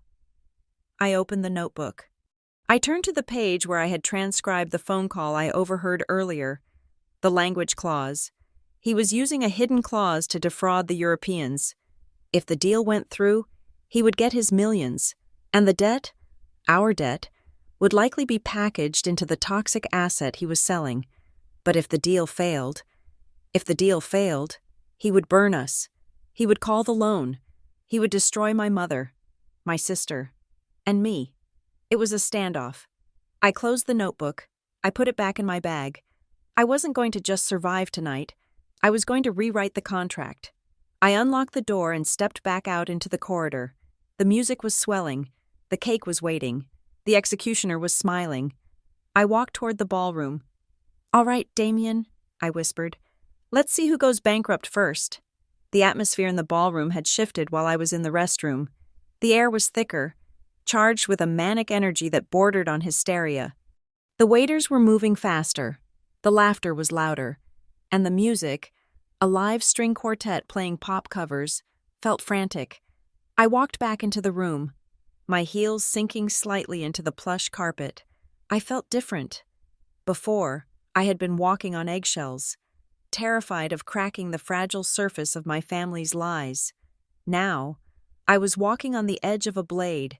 I knew the truth. I knew about the debt. I knew that my mother had signed my life away to the man standing in the center of the room. But knowledge, as my professors used to say, is leverage. Damien was standing by the wedding cake. It was a monstrosity of white fondant and sugar spun into intricate cages. Standing 6 feet tall, he held a silver cake knife in one hand. But he wasn't looking at the cake. He was looking at the door, waiting for me. When he saw me emerge from the shadows of the hallway, a slow, predatory smile spread across his face. He tapped the microphone stand again. "Ladies and gentlemen," his voice boomed, smooth and amplified. "If I could have your attention for one more moment before we cut the cake." The room quieted down. Conditioned to obey his voice, Camille was standing next to him, looking pale and waxen, like a doll that had been taken out of its box and posed. She saw me, and her eyes widened with a silent plea. "Remember, don't speak." I stopped at the edge of the circle of guests. I didn't go back to table 19. I stood near a pillar, isolated, visible. "We were just discussing the value of education," Damien said, gesturing toward me with the silver knife. "My future sister-in-law, Aurora, has spent a fortune and a decade of her life studying things that most of us have forgotten. Dead languages, ancient history," he chuckled, and the room chuckled with him. It was a synchronized response, a reflex of the wealthy to indulge the host. "I have been thinking," Damien continued, walking slowly toward me, the crowd parting to create a lane. "We should see if that investment has any return. We are all business people here. After all, we like to see value." He stopped 10 feet away from me. The spotlight swung again, pinning me against the pillar. I blinked against the glare, but I didn't look down. "Aurora," he said, his voice dropping to a theatrical hush, "I want to give you a chance to shine. I want you to show our distinguished guests from Europe that you are not just a drain on resources." He turned to the table where Adrien Montreux and his associates sat. The Europeans were watching, their faces impassive, their wine glasses resting on the table. They looked bored by the theatrics, but Damien was too drunk on his own power to notice. "Let us conduct a little test," Damien said. "A demonstration of competence." He cleared his throat. He stood up straighter, puffing out his chest, adopting a posture he likely thought was regal, but looked merely stiff. Then he spoke. He did not speak English. He did not speak the modern French of the streets of Paris. He switched to the same archaic dialect he had used on the phone, Middle French, the language of the courts of the 15th century. It was a language of intricate formality, used by kings to address their subjects, heavy with rules and hierarchy, but Damien did not speak it like a king. He spoke it like a tourist reading from a phrasebook he didn't understand. "Bring me the vessel of wine, girl," he commanded. the vowels stretched and distorted. "And kneel before the table to serve your betters, for that is the station of the unlearned," he smirked, waiting for the applause. The American side of the room laughed. They didn't understand the words. To them, it was just sounds, fancy, foreign sounds that signaled culture. They laughed because Damien's tone was mocking, and they knew I was the butt of the joke. They laughed because they thought I was standing there dumbfounded, unable to comprehend the noble tongue of the billionaire, but the laughter did not reach the European table. I saw Adrien Montreux stiffen. I saw the man to his left, a banker from Brussels, frown and lean forward. They understood. They didn't just understand the words. They understood the insult. Damien had used a grammatical form, the imperative singular combined with a derogatory noun for a servant, that was wildly offensive. It wasn't just rude, it was clumsy. It was the linguistic equivalent of wearing a tuxedo with clown shoes. Damien didn't see their reaction. He was looking at me, his eyes dancing with triumph. He thought he had me. He thought I was silent because I was confused. He thought I was silent because I was afraid of the debt, afraid of my mother, afraid of him. "You have to kneel," his eyes said. "You have to take it, or I take the house." I looked at him. I looked at my mother, who was gripping the edge of a table so hard her fingernails were white. I looked at Camille, who had closed her eyes. I stood there. 1 second. The silence stretched. The laughter began to die down, replaced by an awkward murmur. Why isn't she moving? Why isn't she playing along? 2 seconds. I let the discomfort rise. I let it fill the room like smoke. Damien's smile began to falter. He shifted his weight, looking ready to make another joke to break the tension. 3 seconds. I took a small breath. I didn't step forward. I didn't kneel. I stood perfectly still, my hands clasped loosely in front of my navy dress, and then I opened my mouth. I spoke in the exact same dialect of Middle French, but I didn't bark it. I didn't chew on the vowels. I spoke it with the soft, crisp precision of the scholar I was. I spoke it with the accent of the Loire Valley court records, a sound that hadn't been heard in a ballroom for 300 years. "Your syntax is fractured. Monsieur Vale," I said. My voice was not loud, but in the silence, it carried to every corner of the room. "You attempted to use the royal imperative, but you conjugated the verb in the peasant form. You did not command a servant. You asked a farm animal for a favor." The silence that followed was absolute. It was a physical weight. The air was sucked out of the room. The smile fell off Damien's face as if it had been slapped away. His mouth opened, but no sound came out. I wasn't done. I walked forward. Just 1 step. I moved with the confidence of a professor entering a lecture hall, the fear of the debt evaporating under the heat of my professional pride. "Furthermore," I continued, still in perfect Middle French, "you used the word unlearned incorrectly. The term you used refers to someone who cannot read scripture. The word you wanted was likely ignorant, though, ironically, by misusing it, you have claimed that title for yourself." I saw Adrien Montreux turn his chair. He was no longer leaning back. He was facing me fully. His eyes were wide, sharp, and intensely focused. He wasn't looking at a poor relation anymore. He was looking at a peer. Damien's face turned a violent shade of red. He laughed, a high, nervous sound that cracked in the middle. Well, he stammered in English, trying to pivot. "It seems our little librarian has a tongue after all. A quaint parlor trick. Aurora? Very cute." He looked around the room, desperate for support. "She memorized a few lines. Good for her." "It is not a parlor trick," I said. Switching back to the archaic French, I locked eyes with Montreux as I spoke, ignoring Damien entirely. In the Commercial Edicts of Lyon, year 1642, Chapter 4, Paragraph 10, a man who utilizes the tongue of the court to mock a guest, yet fails to master the grammar of his own insult, reveals himself to be a merchant of hollow coin. He is not to be trusted with the seal of the guild. The quote landed like a grenade at the European table. These men were not just bankers. They were historians of finance, They knew the Edicts of Lyon. It was the foundational text of the very consortium Montreux ran. It was the code of honor that their entire institution was built upon, and I had just quoted it to accuse their partner of being a fraud. The banker from Brussels audibly gasped. Montreux stood up. He didn't say anything. He just stood up. His eyes locked on mine, a look of dawn-breaking recognition on his face. Damien looked from me to Montreux. He saw the shift. He saw the respect in the older man's eyes, a respect he had spent millions of dollars trying to buy and failed. "That's enough," Damien snapped in English, his voice shaking with genuine rage. He stepped toward me, aggressive, abandoning the pretense of the joke. "You are drunk, Aurora. You are ruining your sister's night. Security!" He waved his hand frantically toward the back of the room. "Get her out of here, now!" 2 security guards started to move from the wall. I didn't flinch. I didn't look at them. I looked at Damien. I saw the sweat beading on his forehead. I saw the terror behind the rage. He knew, in that moment, he knew that I wasn't just correcting his grammar. He knew that I saw him. I saw the smallness of him. "You can throw me out," I said. Switching to English, my voice was calm, deadly, and final. "But you cannot throw out the truth." I paused.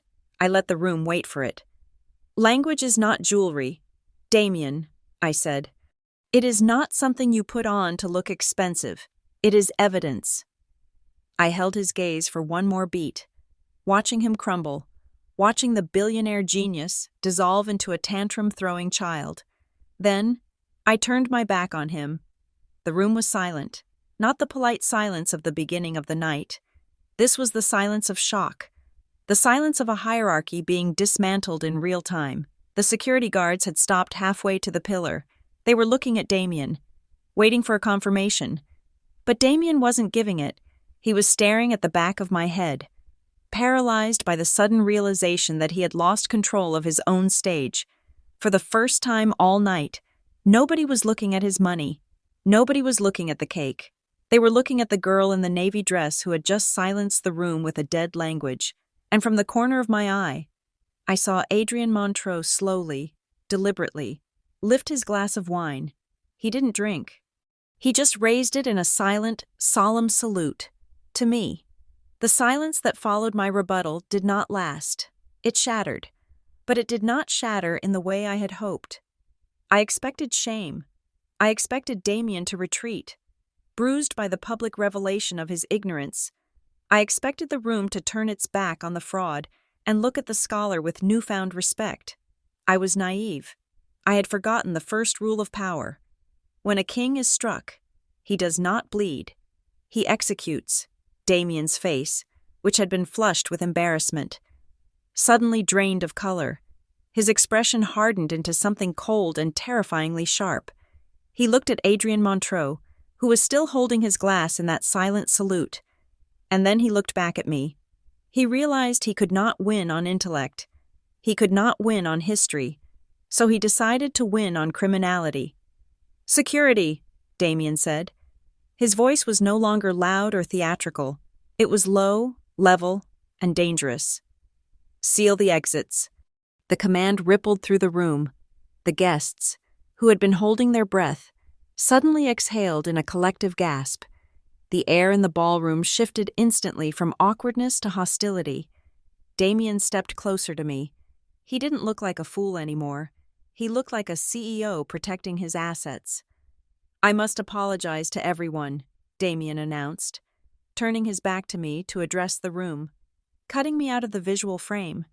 I thought this was merely a case of a jealous sibling acting out, but I see now it is something far more serious. He spun around and pointed a finger at me. It wasn't a finger of accusation. It was a weapon. "That text," Damien said, his voice dripping with faux shock. "The commercial edict of Lyon. The specific paragraph regarding hollow coin. That is not general knowledge. Aurora, that is an obscure clause referenced in the confidential term sheet I have in my private suite upstairs. A term sheet that was drafted less than 24 hours ago." He paused, letting the lie sink in. There is only one way you could know to quote that specific passage in this specific context, he continued, his eyes narrowing. You have been accessing my files. You have been spying on my private correspondence. The room erupted. Spying? Someone whispered loudly. She stole the data? Another voice asked. Corporate espionage. A man in a tuxedo near the front said, shaking his head. I knew she looked out of place. My mouth fell open. The audacity of the lie was breathtaking. I knew the edict because I was a historian. I knew it because I had written a paper on it 5 years ago. But Damien was twisting my expertise into evidence of a crime. He was taking my greatest strength, my mind, and painting it as a tool of theft. I did not steal anything, I said, my voice rising over the murmurs. That edict is a historical document. It is available in any library. Don't insult us. Conrad Vale, Damien's father, cut in. He stepped out from the crowd, his gray suit looking like armor. He stood next to his son, presenting a united front of wealth and authority. I saw her, Damien. I saw her earlier tonight. He pointed at me, his face a mask of righteous indignation. She was lurking near the service corridors, Conrad lied smoothly. She was standing by the terrace doors while you were on your call with the legal team. I thought she was just lost, but clearly, she was listening. She was recording. I saw it too, Eleanor Vale chimed in, her voice sharp as glass. She stepped up to her husband's side. She was avoiding the party. She was hiding in the shadows. I saw her checking her phone constantly. She was probably transmitting the data right then. It was a masterclass in mob mobilization. Within 30 seconds, they had rewritten the narrative. I was no longer the sister who stood up for herself. I was a saboteur. I was a hacker. I was a threat to every wealthy person in the room who had secrets to hide. The guests backed away from me. They looked at me with disgust. To them, financial privacy was sacred. A spy was worse than a murderer. I am not a spy, I shouted, panic starting to claw at my throat. I am a translator. I know these things because I study them. He is lying. Search her bag, Damien commanded. 2 large security guards in dark suits materialized from the crowd. They moved toward me with the heavy, inevitable momentum of a landslide. No, I said, clutching my beaded purse tighter. The notebook. The notebook was in there. If they found the notebook, with my handwritten transcripts of Damien's phone calls and the translations of his private documents, they would have physical proof. It wouldn't matter that I had gathered the information from papers he left on the kitchen counter. It wouldn't matter that I was translating them to protect my family. To the room, it would look like a dossier of stolen trade secrets. I had walked right into his trap. Damien, stop this! The scream came from my left. My mother, Eleanor Hill, burst through the line of guests. She looked frantic. Her hair was coming loose from its pins, and her face was a map of terror. But she didn't run to Damien. She ran to me. She grabbed my arm. Her fingers dug into my flesh so hard it bruised. She shook me. Apologize, she hissed, her voice a desperate, strangled sob. Aurora, for God's sake, apologize to him. Tell him you made it up. Tell him you were jealous. Just fix this. I looked at her. Mom, he is lying. He is framing me. I don't care, she screamed, tears streaming down her face. He is going to call the loan. He is going to take the house. Do you understand? If you leave this room in handcuffs, we lose everything. Just beg him. Get on your knees if you have to. The room went silent again, watching the domestic tragedy unfold. A mother begging her daughter to submit. It was grotesque. It was humiliating. Mom, let go, I whispered, trying to pull my arm away. No. She clung to me, a drowning woman pulling me under. Damien, please, she wailed, turning to him. She is unwell.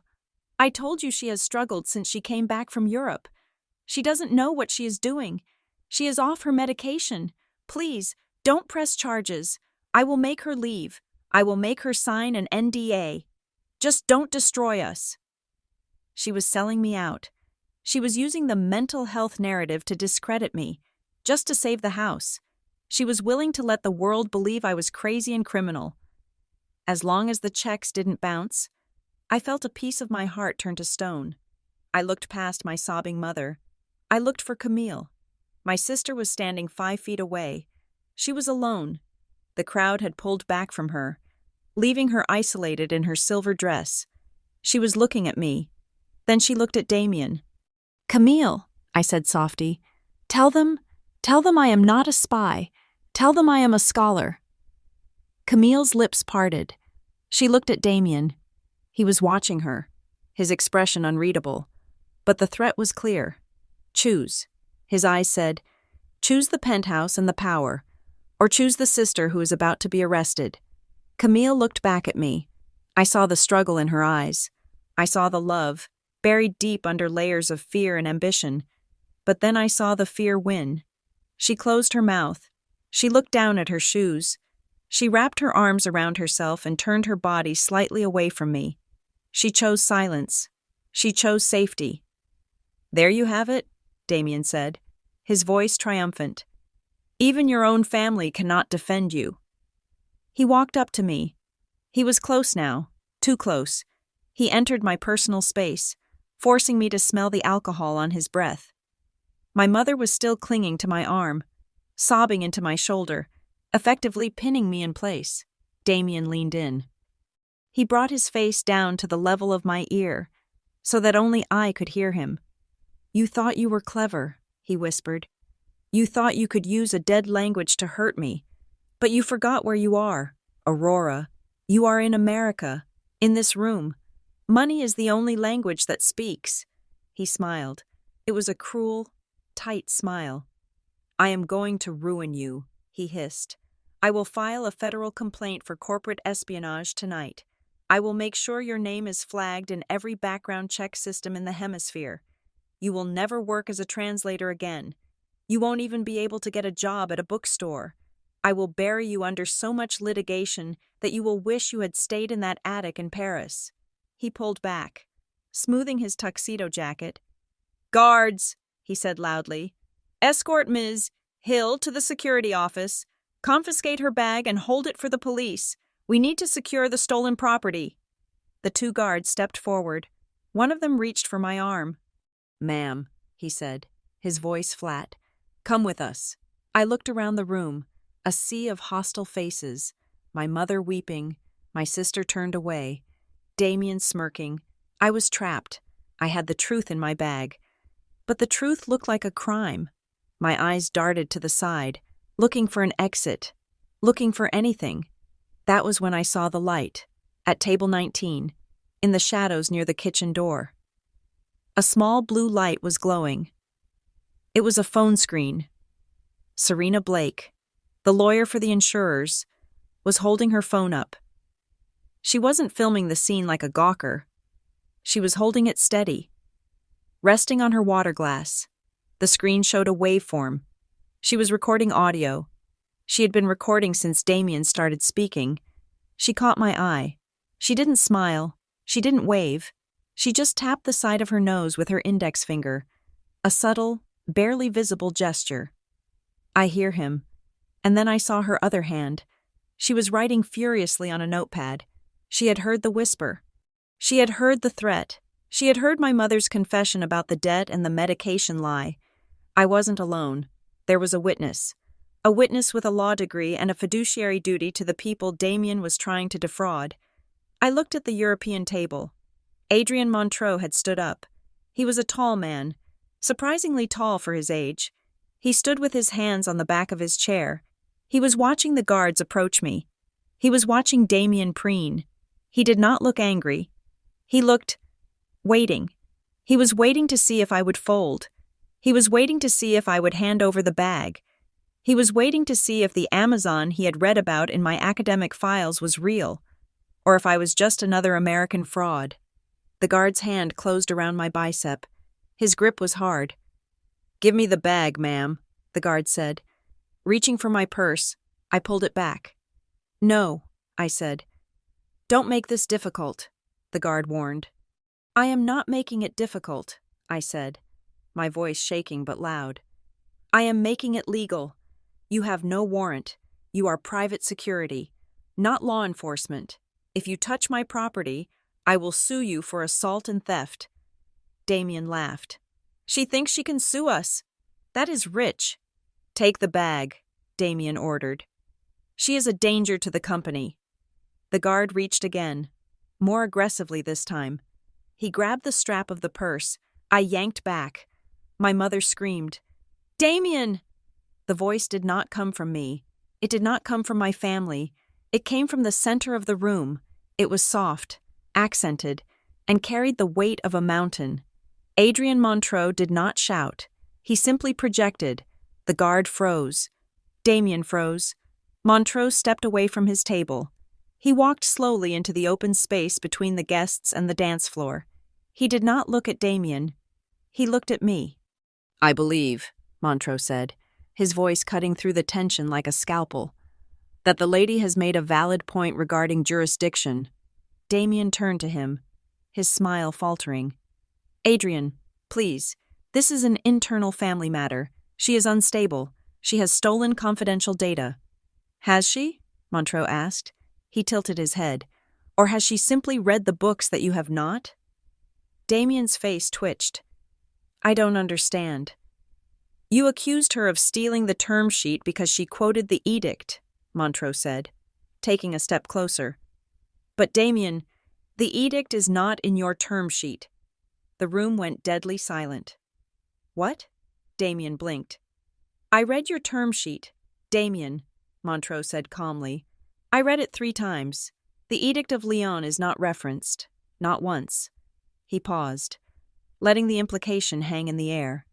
So, Montreux continued, if she knows the edict, and you do not, then she did not steal it from you. She knows it because she is who she says she is. He looked at me. A small, almost imperceptible smile touched his lips. And you, Montreux said to Damien, his voice turning cold, are lying to your guests. Damien opened his mouth, but no words came out. He looked at the guards. He looked at his parents. He looked at the room. But the spell was breaking. The mob was confused. The money was questioning the host. The guard released my arm. He took a step back. Sensing the shift in power, Damien glared at me. Pure, unadulterated hatred burned in his eyes. He realized he had overplayed his hand. He realized that by trying to frame me, he had accidentally exposed his own lack of knowledge. But he wasn't done. He was a narcissist. And narcissists do not surrender. You are mistaken, Adrien, Damien said through gritted teeth. But we can discuss the details later. Right now, I want this woman removed from my property. That is my right as the owner. He nodded to the guards. Get her out, now. The guard looked at Damien, then at Montreux, then at me. He stepped forward again. He was going to follow the paycheck. Damien smiled. It was the smile of a man who knows that even if he loses the argument, he still owns the building. I win, his eyes said. You are still just trash on my floor. I gripped my notebook. I looked at Serena Blake. I looked at Montreux. The guard reached for me, and for a split second, Damien Vale looked like a god. The security guard's fingers were still wrapped around the strap of my beaded purse, but the air in the room had frozen. The momentum of Damien's accusation had hit a wall, and that wall was Adrien Montreux. Release the bag, Montreux said. His voice was not raised. It did not carry the hysterical edge that Damien's had acquired. It was a voice of absolute, gravitational authority. It was the voice of a man who could move markets with a whisper. The guard looked at Damien. Damien looked at Montreux. Adrien, Damien said, a nervous laugh bubbling up in his throat. I appreciate your input, but you are confused. This woman is a fraud. She is a failed academic who is trying to sabotage my deal. I am simply protecting our mutual interests. Our interests? Montreux repeated. He walked slowly toward us. The crowd parted for him like the Red Sea. He stopped 3 feet from me, ignoring Damien entirely. He looked at me with a gaze that felt like it was scanning my bone structure. You are Aurora Hill, Montreux stated. I am, I replied, my voice steady despite the adrenaline coursing through my veins. And you studied under Professor Vasseur at the Sorbonne, he continued. You specialized in the evolution of commercial syntax in the post-Renaissance era. I did. Montreux turned to Damien. You call her a spy. Damien, you call her useless. You claim she has stolen confidential terminology from your term sheet. She quoted the edict, Damien shouted, pointing at me. How else would she know it? She knows it, Montreux said, his voice dropping to a deadly calm. Because she helped standardize the definition of it. The room went quiet. I blinked. I looked at Montreux in confusion. I beg your pardon? Damien scoffed. Montreux reached into the inner pocket of his tuxedo jacket. He pulled out a slim foldable smartphone. He tapped the screen twice and turned it around so Damien and the surrounding guests could see. This is the Zurich Protocol, Montreux said. It is the foundational legal framework that the Montreux Consortium uses for all cross-border acquisitions involving heritage assets. It is the standard by which we define liability, ownership, and historical debt. He swiped the screen. It was updated 5 years ago to include specific clauses regarding archaic language and property deeds, Montreux explained. We hired a team of linguistic consultants to ensure that old contracts could not be used to hide modern fraud. The lead researcher on that project was a doctoral candidate in Paris. He zoomed in on the document, at the bottom of the digital page. In clear, bold letters was a list of contributors. Primary linguistic consultant, Aurora Hill. I stared at the screen. I remembered that job. It was a freelance gig Vasseur had thrown my way to help me pay rent. I had spent 3 weeks analyzing legal definitions for a Swiss firm. I had no idea that firm was the Montreux Consortium. I had no idea that the Zurich Protocol had become the industry standard. She did not steal your terms. Damien, Montreux said, looking at the billionaire with pity. She wrote the dictionary you are trying to use. A gasp went through the room. It was the sound of a narrative breaking. Damien stared at the screen. His face went gray. The spy story was dead. The failed sister story was dead. I was not a liability. I was the architect of the very rules he was trying to play by. That is, a coincidence, Damien stammered. A common name. It proves nothing. It proves credibility, Montreux countered sharply. It proves that when she corrects your grammar. She is not doing it to be difficult. She is doing it because she is an expert. And when you accuse an expert of theft because you are embarrassed by your own ignorance, you demonstrate a lack of judgment that is frankly terrifying in a managing partner. Montreux put the phone away. He looked at his associates at the European table. Gentlemen, he said, I think we need to reassess the stability of this leadership. 2 of the investors stood up. They picked up their wine glasses, set them down on a passing tray, and began to button their jackets. It was a subtle movement, but in the language of deal-making, it was an earthquake. They were walking. Damien saw it. He saw the merger, and the hundreds of millions of dollars attached to it, dissolving before his eyes. Panic, raw and ugly, flooded his face. Wait, Damien cried out, stepping toward them. Adrian, please, you cannot be serious. This is a misunderstanding, a domestic dispute. It has nothing to do with the fundamentals of the company. Character is a fundamental, Montreux said coldly. Damien spun around. He needed a scapegoat. He needed a shield. He looked at Camille. My sister was standing frozen near the cake, her face a mask of horror. She looked like a statue of a bride, perfect and hollow. Camille, Damien barked. It was not a request. It was a command. She flinched. Come here, he ordered. Camille took a shaky step forward. Her eyes darted from me to him. Tell them, Damien hissed, grabbing her hand and pulling her to his side. He gripped her fingers so hard I could see the skin turning white. Tell them who Aurora really is. Tell them she is unstable. Tell them she has been trying to sabotage us for years because she is jealous of your success. Back me up. Camille, Now. It was a test of loyalty. He was demanding that she perjure herself, that she destroy her sister to save his ego and his deal. Camille's voice trembled. She looked at me. I looked back at her. I didn't plead. I didn't beg. I just stood there, the woman who had written the Zurich Protocol, and waited for her to decide if she was a person or a possession. "Camille," Damien warned, his voice dropping to a dangerous growl. "Remember what is at stake." He wasn't talking about the wedding. He was talking about the house. He was talking about the debt. Camille looked at our mother. Mom was standing by the pillar, looking like she was about to faint. She gave a tiny, desperate nod. "Do it." Her eyes screamed. "Save the house." Camille opened her mouth. Tears spilled down her cheeks. Camille choked out. "Aurora is—" She couldn't do it. She couldn't finish the lie. But she couldn't tell the truth either.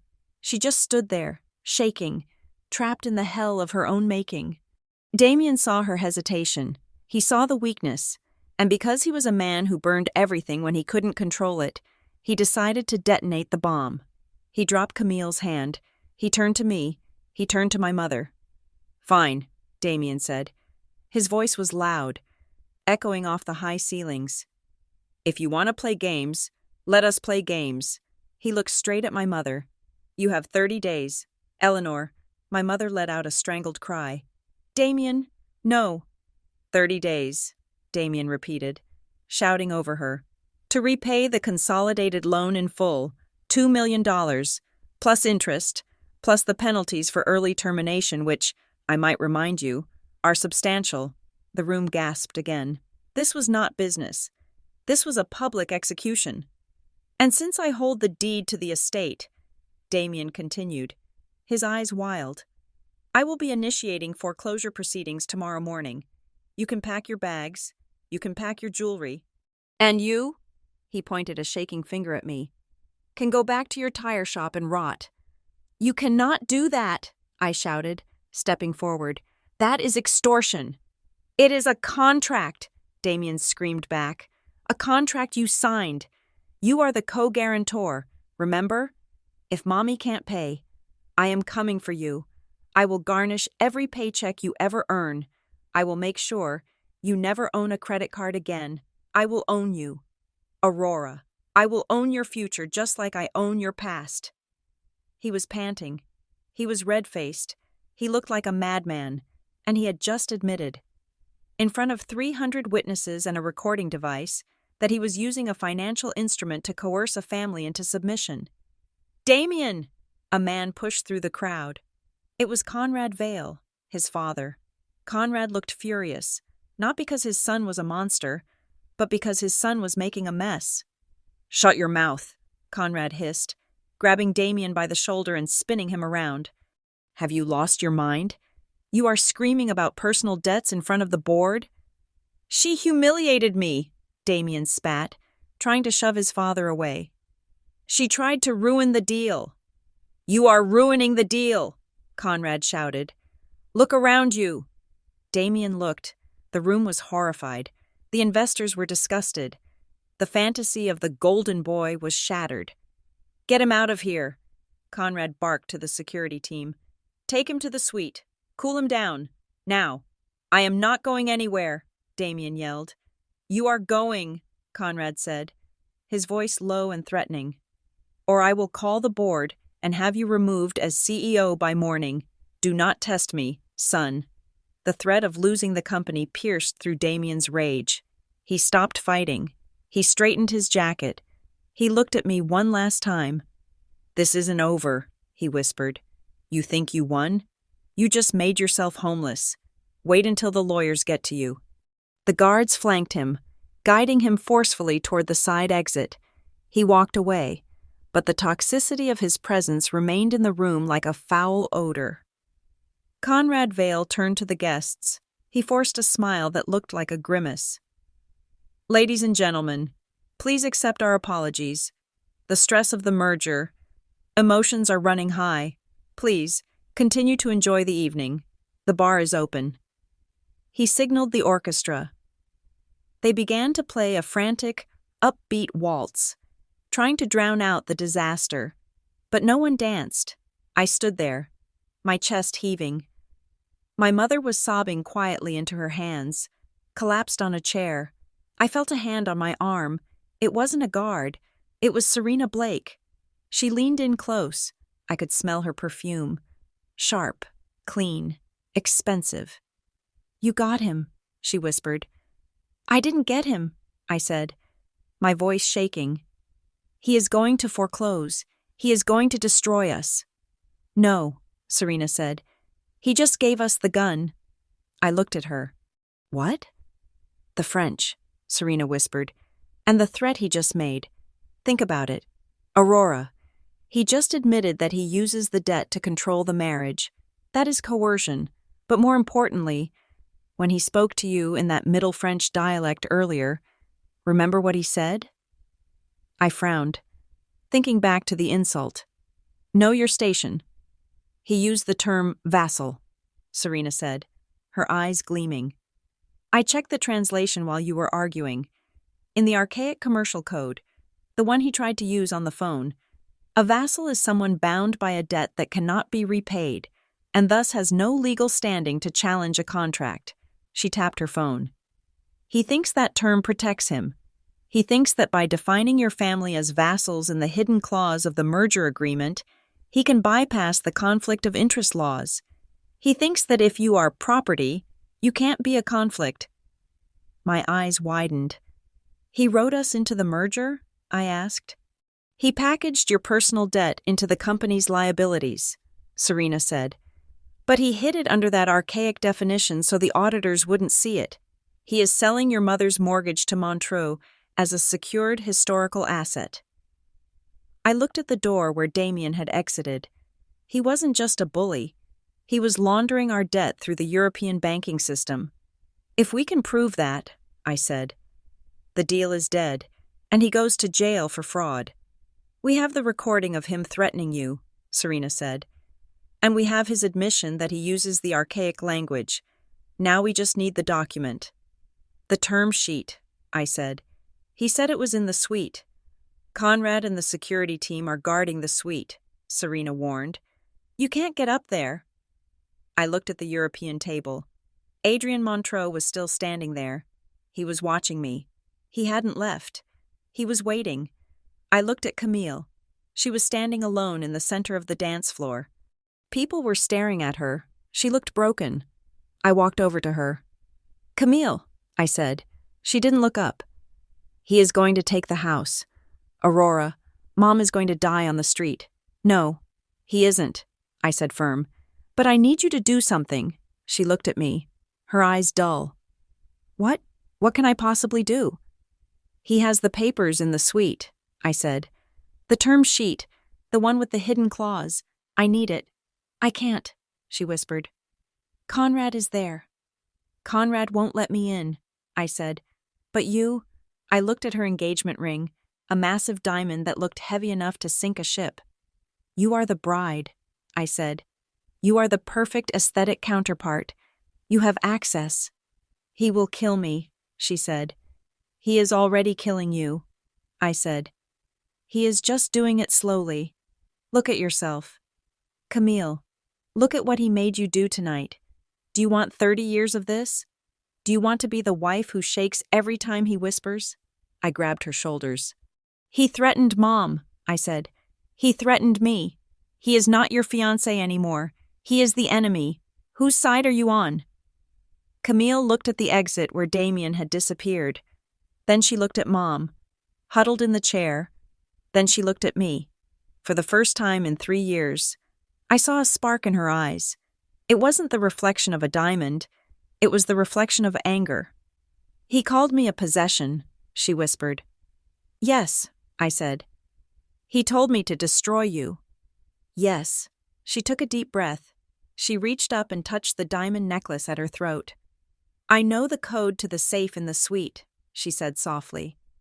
"Get the papers," I said. "Bring them to Montreux. And if he catches me?" "Then scream," I said. "I will be right behind you." Camille nodded. She straightened her spine. She smoothed her silver dress. She picked up her clutch. She turned and walked toward the service elevator, moving not like a doll, but like a woman who was done being played with. I watched her go. Then I turned to Serena and Montreux. The endgame was here, and I had one final translation to make.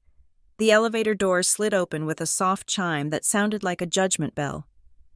The room had been holding its breath since Damien was dragged out, but now, the air turned electric.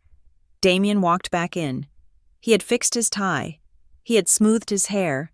His father, Conrad, walked a step behind him, looking grim, like a man marching to a funeral he had to pay for. But they were not looking at me. They were looking at the woman stepping out of the service elevator on the far side of the room. Camille. My sister held a thick sheaf of papers in her hand. They were cream-colored, bound with a heavy staple, the unmistakable look of legal documents. She didn't look at Damien. She walked straight toward the table where Adrien Montreux stood. "Camille!" Damien's voice cracked across the room. It was a warning shot. "Don't you dare!" Camille didn't stop. She reached Montreux and placed the stack of papers on the table between the wine glasses. "Section 40, Camille said, her voice shaking but audible. Paragraph 3, the definition of assets under historical lien." Montreux didn't hesitate. He flipped the document open. He knew exactly where to look. Damien lunged forward. "That is confidential property. You are violating—" "Stop." Serena Blake stepped into his path.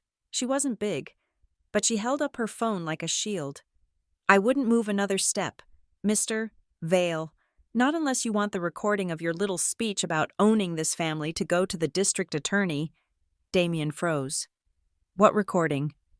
"The one where you admitted to using a fraudulent debt vehicle to coerce a cosigner," Serena said, her voice crisp and professional. "And more interestingly, the part where you explained, in that lovely Middle French dialect, that you consider the Hill family debt to be a secured asset of the merger, which, as we both know, is securities fraud if you didn't disclose it to the buyer." She turned to Montreux. "Did he disclose that the legacy assets he is selling you include the foreclosure rights on his mother-in-law's house?" Montreux looked up from the papers. His face was a mask of cold fury. "No," Montreux said. "He did not." The financier closed the document. He placed his hand flat on top of it. "Damien," Montreux said, his voice quiet enough that the room had to lean in to hear, "the deal is terminated, effective immediately." "You can't do that," Damien sputtered, sweat breaking out on his forehead again. "We have a binding letter of intent." "And I have a material breach of trust," Montreux countered. "I am pulling the funding, and tomorrow morning I will be sending a formal advisory to every private equity fund in Zurich, London, and New York. I will inform them that the Vale portfolio contains undisclosed toxic liabilities disguised as heritage assets." The color drained from Conrad Vale's face. He knew what that meant. It wasn't just a lost deal. It was a blacklist. It was the financial death penalty. "Adrien, wait," Conrad pleaded, stepping in front of his son. "We can restructure. We can remove the debt from the package. Let's not be hasty. It is not about the math." "Conrad," Montreux said, looking at me, "it is about the honor. Your son tried to use my own language, the language of my ancestors, to cheat me. And he tried to destroy a brilliant scholar to cover his tracks." He turned to me and nodded. It was the validation I had waited a lifetime for. Damien looked around the room. He saw the investors turning away. He saw the security guards backing off, realizing their paycheck was no longer secure. The power had shifted.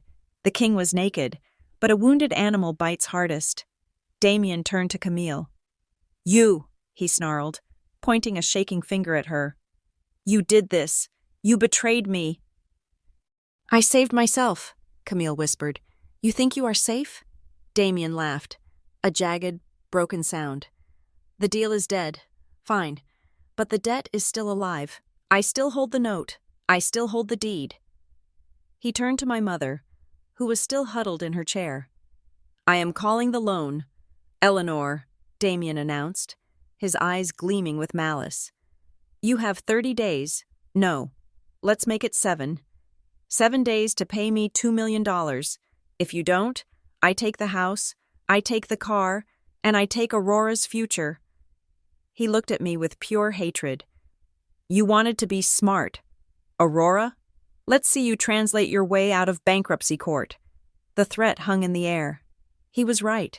We had won the battle for reputation, but he still held the financial nuclear code.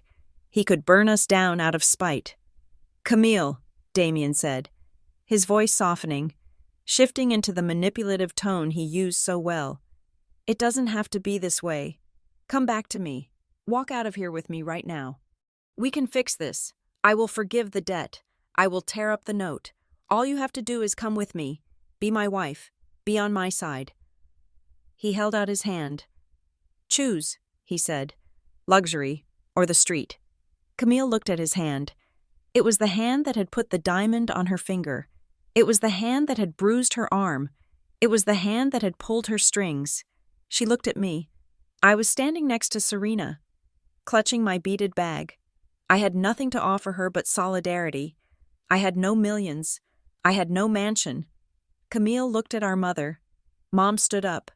Her legs were shaking, but she stood. She looked at Damien, then at Camille. Don't go, Mom said. Damien blinked.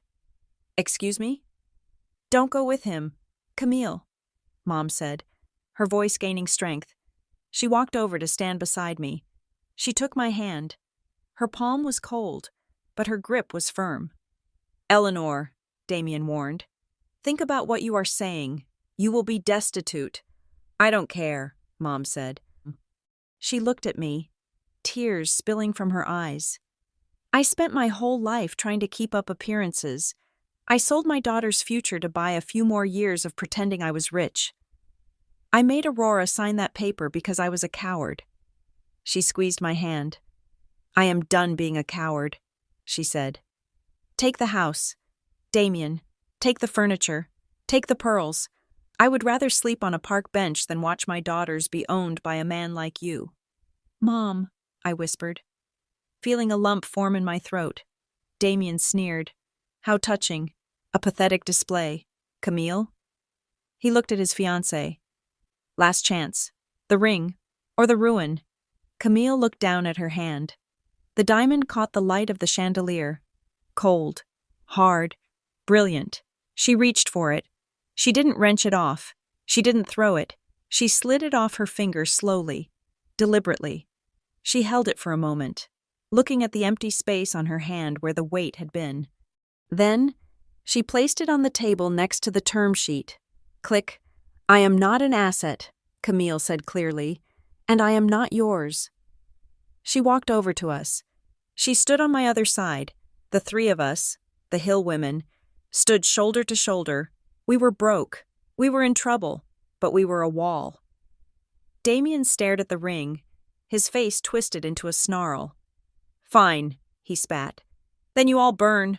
My lawyers will serve the foreclosure notice in the morning. Prepare to be homeless. He turned to leave, desperate to escape the scene of his humiliation. Not so fast, I said. Damien stopped. He turned back, looking bored. What now? Aurora? Do you have another history lesson?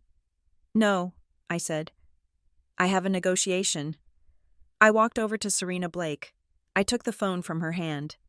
Serena represents the insurance firm that backs your liability coverage, I said. And she just recorded you admitting to willful fraud. You admitted that you knew the debt was a conflict of interest, and you hid it to secure the merger. I turned to Montreux. Monsieur Montreux, I said, if Mr. Vale were to be charged with securities fraud based on this evidence, what would happen to his standing in the industry? He would be barred from holding a board seat on any public company for life, Montreux said seamlessly, playing his part. And the prison sentence is usually 5 to 10 years. I looked back at Damien. He was pale again. The arrogance was flickering. You are bluffing, he said. That recording is inadmissible. 2-party consent laws.